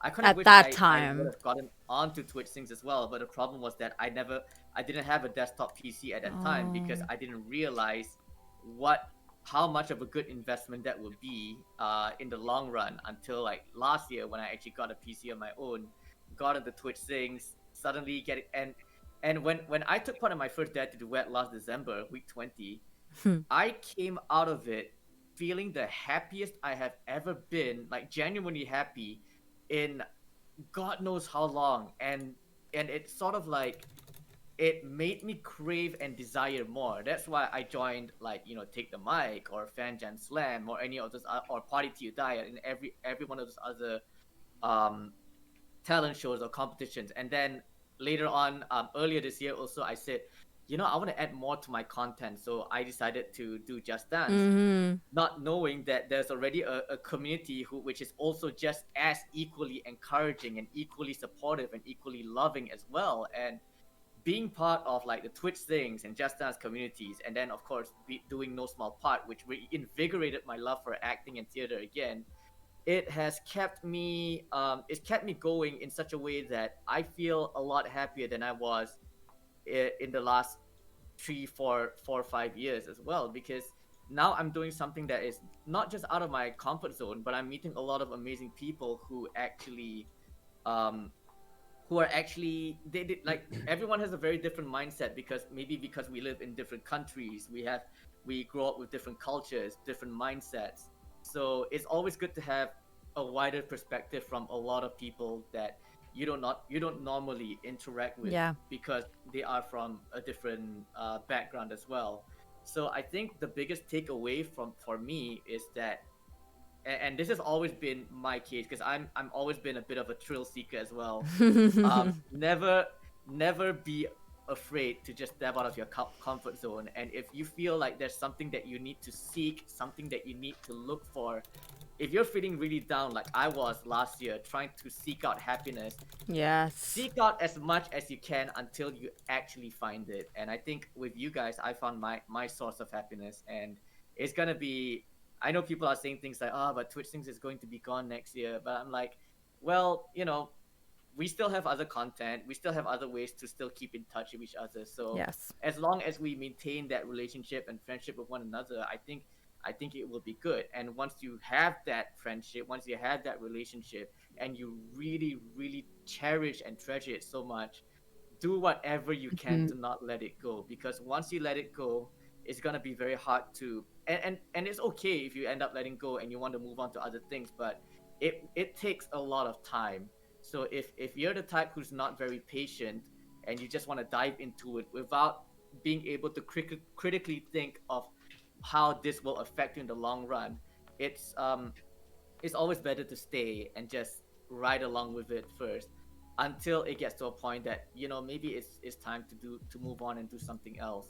And even if you move on to do something else, there's nothing wrong with it. Mm-hmm. But always try to find something that benefits your happiness, because I always tell a lot of people this: your mental health is the first and most important thing. Like when I took my 1 month hiatus from streaming last month, some people were like saying, um why are you taking a month off? Twitch Sinks is closing. You should get back into it. Blah blah Oh blah. And my I'm like, God.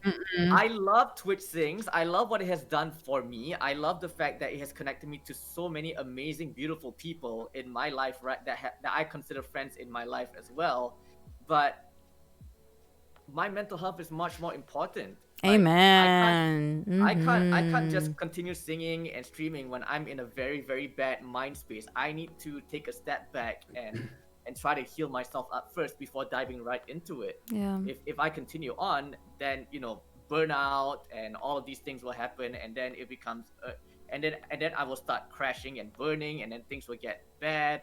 So um, it's always good to take a step back if you feel something is not right. But other than that, your happiness is also very, very important. If you can actually go out and seek it, if you find it, stick with it. If not, try to find it elsewhere, because the world's an oyster, really. There's a lot Mm-hmm. of things that you could go out and look for I that really can like fulfill your that. happiness. Yeah.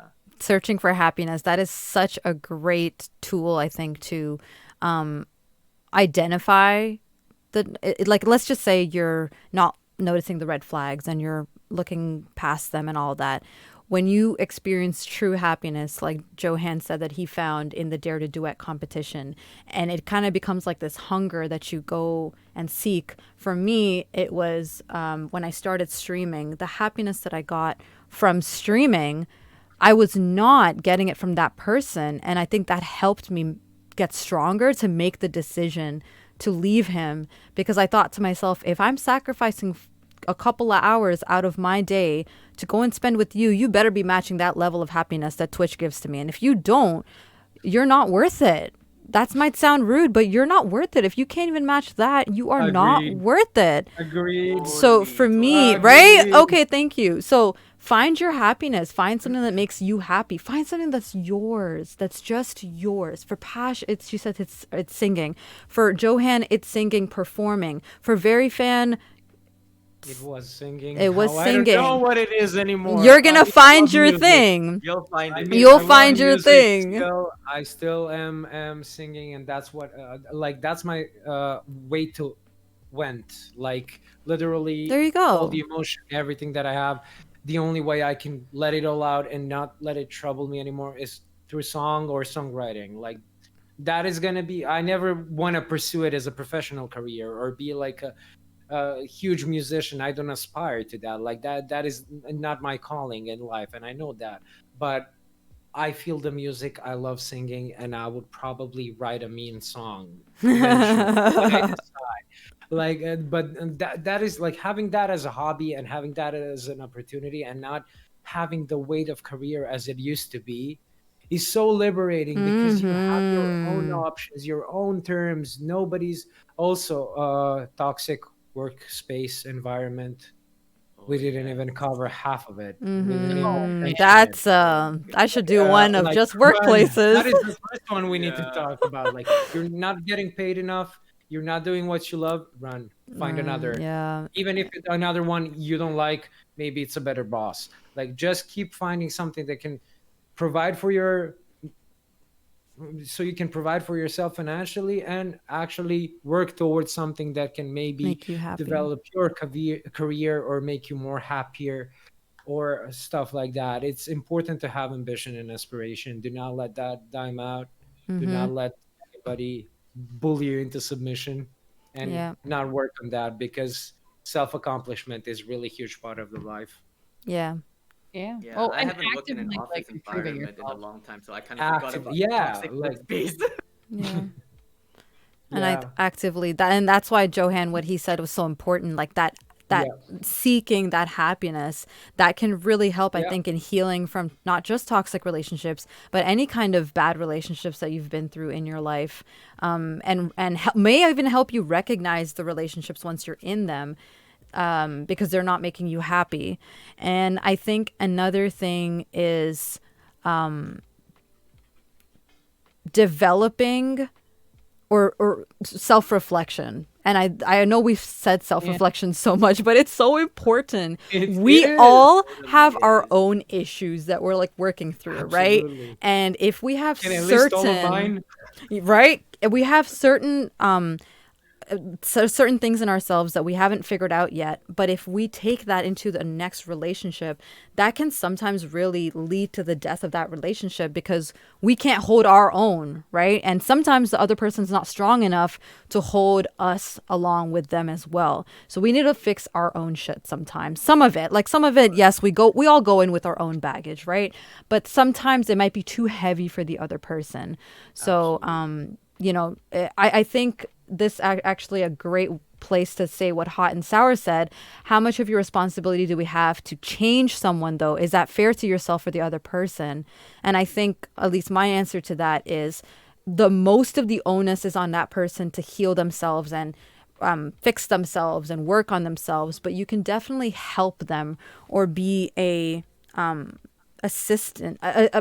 provide assistance to them or like guidance to them, but at the end of the day they have to do the legwork. They have to want to do the legwork.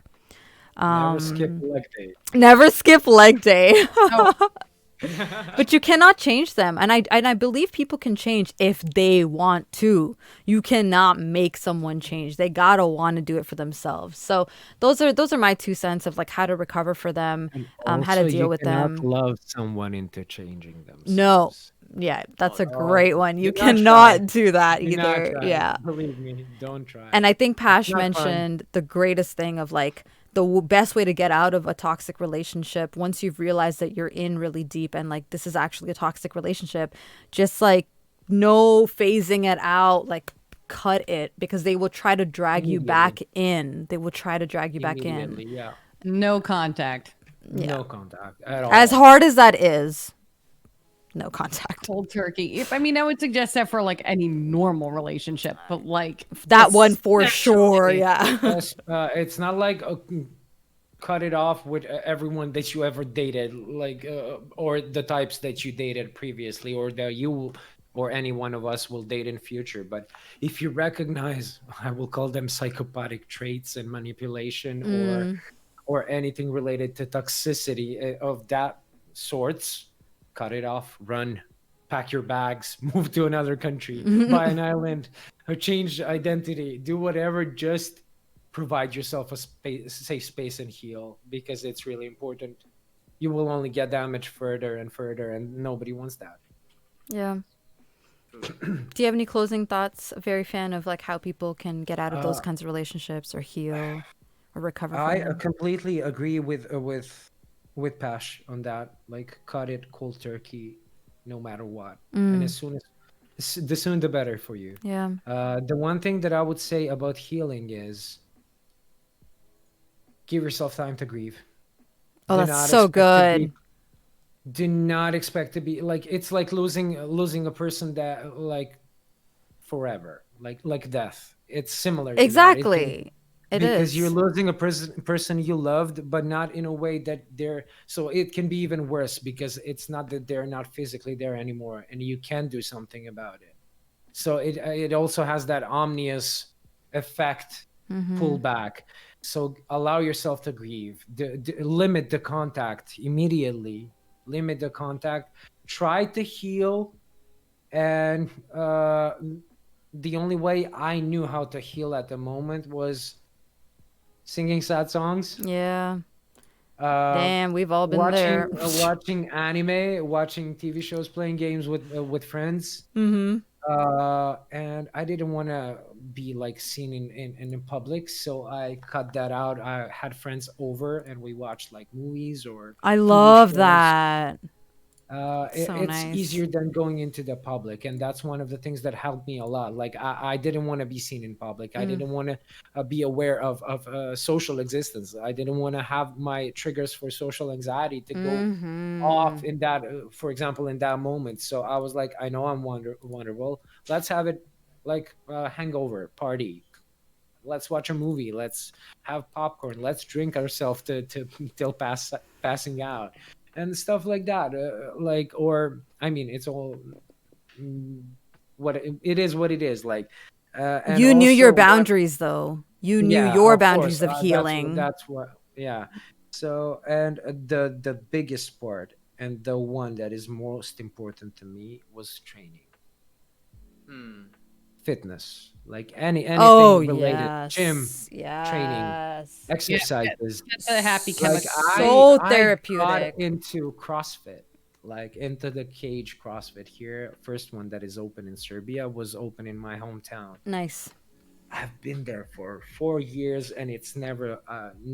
I never felt better. Like, all the negative energy. Like, once you do a squat with 120 kilograms, you know how that you can like beat the emotions and everything. It just the feeling of getting stronger and stronger with exercises and a little bit of a healthier life and healthier choices. That helped me a lot, because Yeah. the moment you feel the strength in your arms, in your legs, in your abs, in your core, in your body in general, you feel stronger. Then your brain starts thinking stronger. Then your mental health gets stronger. Like, one pulls another. So you need to have like in healthy body, healthy spirit, and stuff like that. So it's really important to balance also those things. I'm not saying that for everyone it can be a gym or training. Maybe some people are not into that. For some people it can be just drawing or something like that.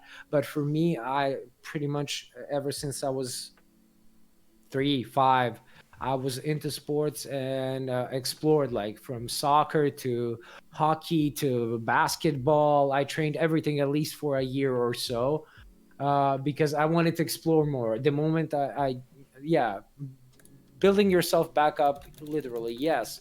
So also, gym provided that, or CrossFit Cage provided that sense of community and sense of like getting ourselves better and stronger because some of the workouts you need a partner to squat you back, because some of the movements are not that easy and can be dangerous for spine and for your posture and everything. So it's really important to do everything correctly.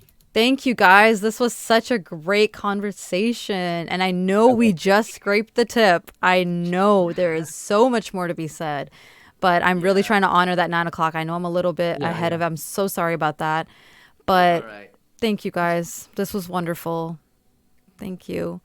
Thank Thank you. you for having us, Raven. Thank you guys. I'm gonna say goodbye to my scrumptious guests off screen for like 2 minutes, guys.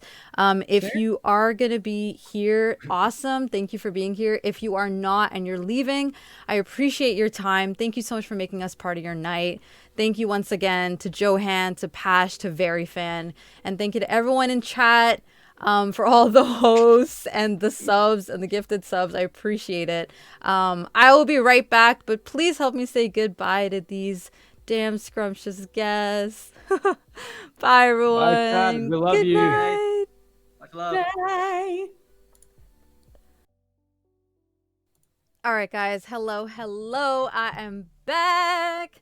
Thank you so much once again for everyone who was here, contributed to the conversation, lurked, asked your questions. I really, really appreciated that. There were some really, really great points brought up, really great questions asked, really great input given. And I just want to thank you all for making me part of your night and contributing. Really, I feel like these talks are always so therapeutic for me, and it makes the healing process a little easier every time I talk about it. And I'm glad, Very Fan. And it's just been a really good talk, really awesome talk. So I cannot stress enough. Thank you guys for being here and chilling with me and chilling with the guests and talking about your experiences as well with toxic relationships. Thank you, Snow. Thank you so much. So before I sign off for the night, I would like to do my exercise reps. So B gifted a sub to Pash, but I think B also gifted a sub to Very Fan, and then there was Slay gifted a sub to Johan, and then we got a raid of 5 people. So that is 10, 20, 30, 35 exercise reps that we will need to do. Great talk. Had y'all in one ear while cleaning up and getting the kid. Papasaurus, that is so kind of you. Thank you so much. I always feel so honored, and it makes me feel so like warm inside when someone's like, oh, I was like studying and I had you on in the background, or I was doing X, Y, and Z and had you on in the background. Cereal, hi. I love that. It makes me so happy. Thank you, Papasaurus. Thank you, pseudonym. I'll learn a lot through these. That makes me so happy. Thank you guys. Hi, Jeff. I don't know if you're still here, but hello. I'm just catching up a little bit on chat. Thank you, Tommy. Thank you, Becca. Sometimes. All right. Let's do our 35 exercise reps. Actually, let's make it 40. And I think what we're going to do is we're going to do some jumping jacks with some squats. Okay, we're going to do some jack squats. We're going to do 35 of them. And then we are going to spread that good lovin' to another friend on Twitch. Absolutely. Have a great damn scrumptious night, Very Fan. Good night. Thank you so much for being here once again. And do the song during. Oh, you crazy. Oh my God. But I will be doing the song. All right, let's do our exercise reps. Ugh. Alrighty. I should start these reps along with you. Yes, you should. So what we're doing is we're doing a jumping jack, and then we're coming into a squat, okay? So here we go. 40 coming up.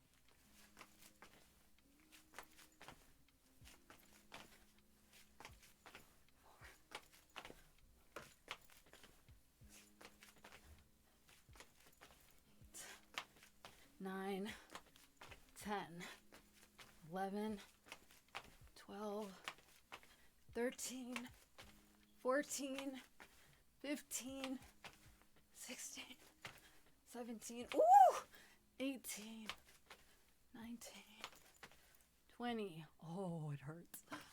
21, 22, 23, 24. Oh. Whoo. 25, 26. Yes, it does. 27, 28. Oh. Oh. 29, 30. It is not fun. 31, 32. Oh. Ah. 33, 34, 35. Ooh. 36. Ah. 37. Ooh. 38. Ah. Ah. 39. Ow. Ooh. Oh. Ah. Ow. Whoo. Eee. Whoo. Thank you guys. This is what you don't see on Instagram. You don't see these ugly faces that people make when they work out, okay? This is the real deal. You make all kinds of awkward faces. Eee.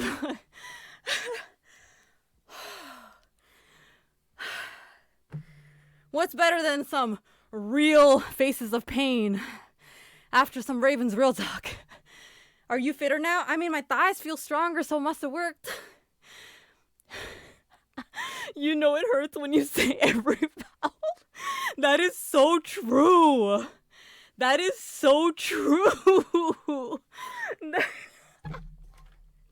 That is so true.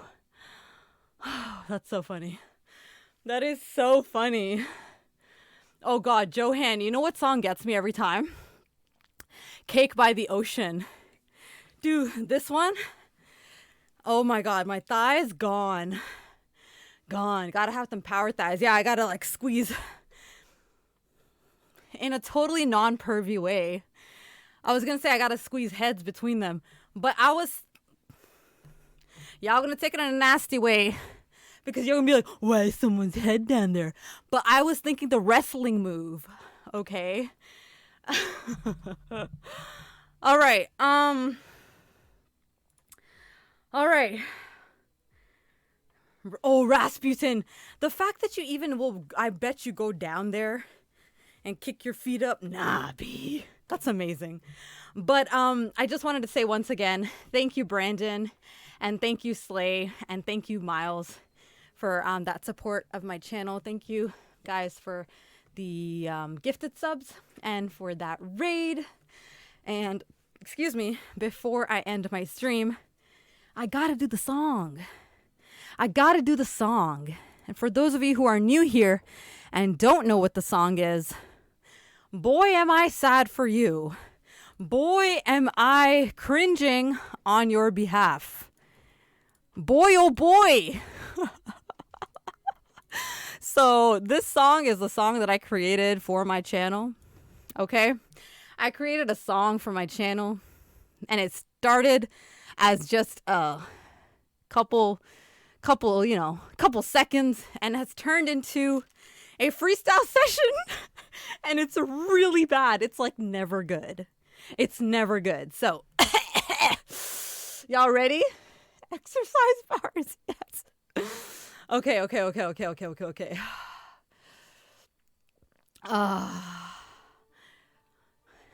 Yeah. Yeah, check it. Just finished a real talk with Very Fan and Pash and Johan. Oh snap, it's my Ravens. It's time with you. I've been craving. Been looking forward to this all day. Let's have a scrumptious time today. Skippy doo bop, bop bop, moo moo bop bop. Skit, scat, diddly doo, and a spooky boogie boogie boo. We had that Ravens real talk. And now I cannot walk. I did so much exercise. But let me tell you, my I got sore thighs. That's what I was trying to say. But let me just wait. I got a better rap. It's been a while since I've had a shawarma wrap. But now I feel the burn. And wait, I'll let you speak like Kanye said. Wait till it's your turn. Okay, I don't know where this is going. Sorry, this is so bad. This always ends so poorly. Like, I'm so sorry, guys. This is so bad. I'm so sorry. Like, it sounds like I can make it in my head, but as soon as the beat starts going, I can't, bro. I can't. But I keep trying. Bro. It's cool. Don't worry. It's okay. The beat is low. Gotta do it again. Wait, you guys didn't hear... Right, you didn't hear the beat. Oh, I get a second chance? Oh, you guys are gonna hear it again. Okay. Oh, I'm excited. Oh, y'all gonna get it for real. Okay, hold on. Okay, can you hear this?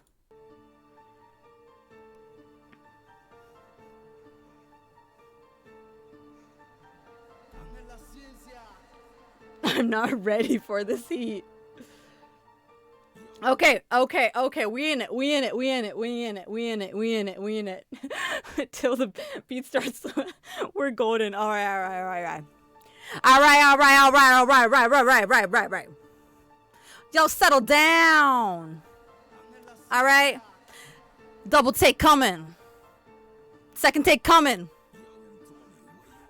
Oh snap, it's my Ravens. It's time with you. I've been craving. Been looking forward to this all day. Let's have a scrumptious time today. Skippy-doo bop, bop a bop. Moo moo bop a bop. Skit, scat, diddly-doo, and a spooky boogie boogie boo. Last night, I played that Phasmophobia. Tonight, we talked about no phobias. We talked about toxic relationships. Oh my God, I've never been on a ship. And then I did some exercises.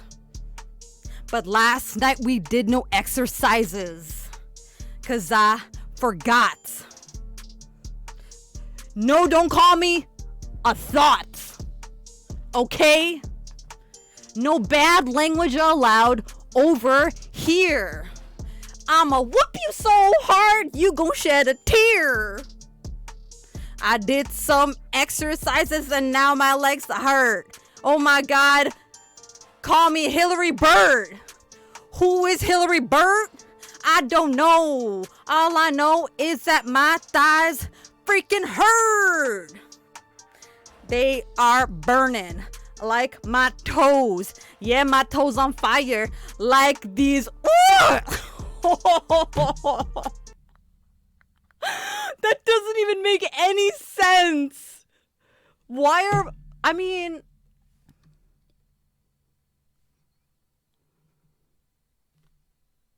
it could be like they're so hot that they're burning. Okay, I get it. It's cool.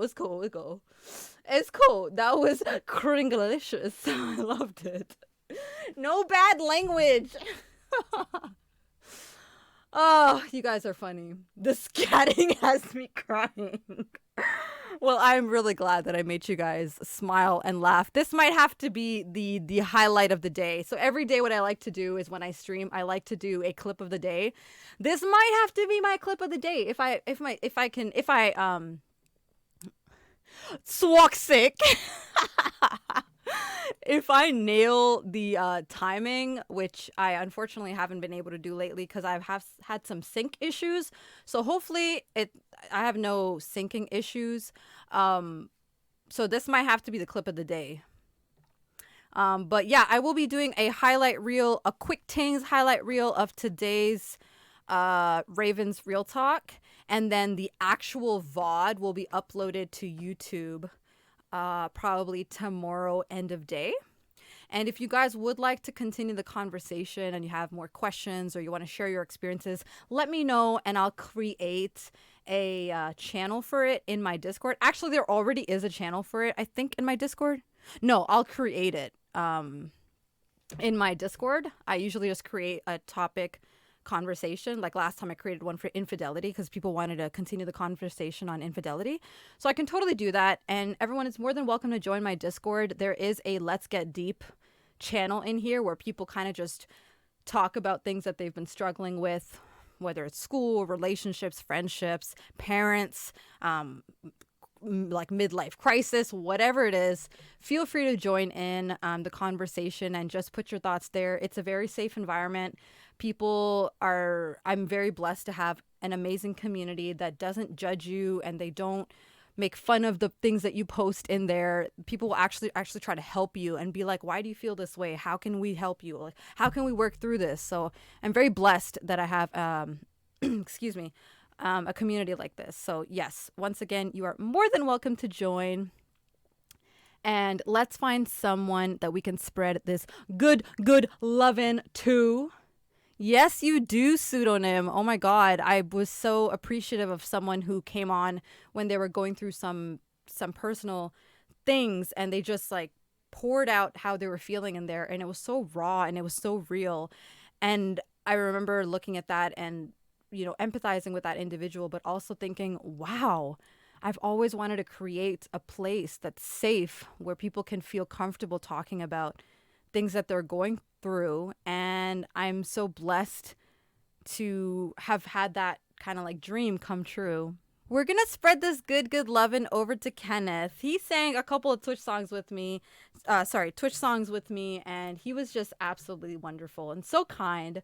So please come along with me, even if it's for a couple of minutes, just to say hi. I would really appreciate that. So we are spreading this good loving over to Kenneth. I am wishing your heart and your mind and your soul and your spirit and your body peace and happiness. Please choose to be kind to yourself and to others. Please stay safe, stay scrumptious, and thank you once again for making my day so amazing with this Ravens Real Talk and contributing to the conversation. It was a great time, such a great time. And thank you once again for the guests and everyone in chat. Thank you for being here and, you know, contributing to the conversation and making me part of your night. I appreciate it. Take care, everyone. Stay scrumptious, and God willing, I'll see you all tomorrow, okay? Raven out.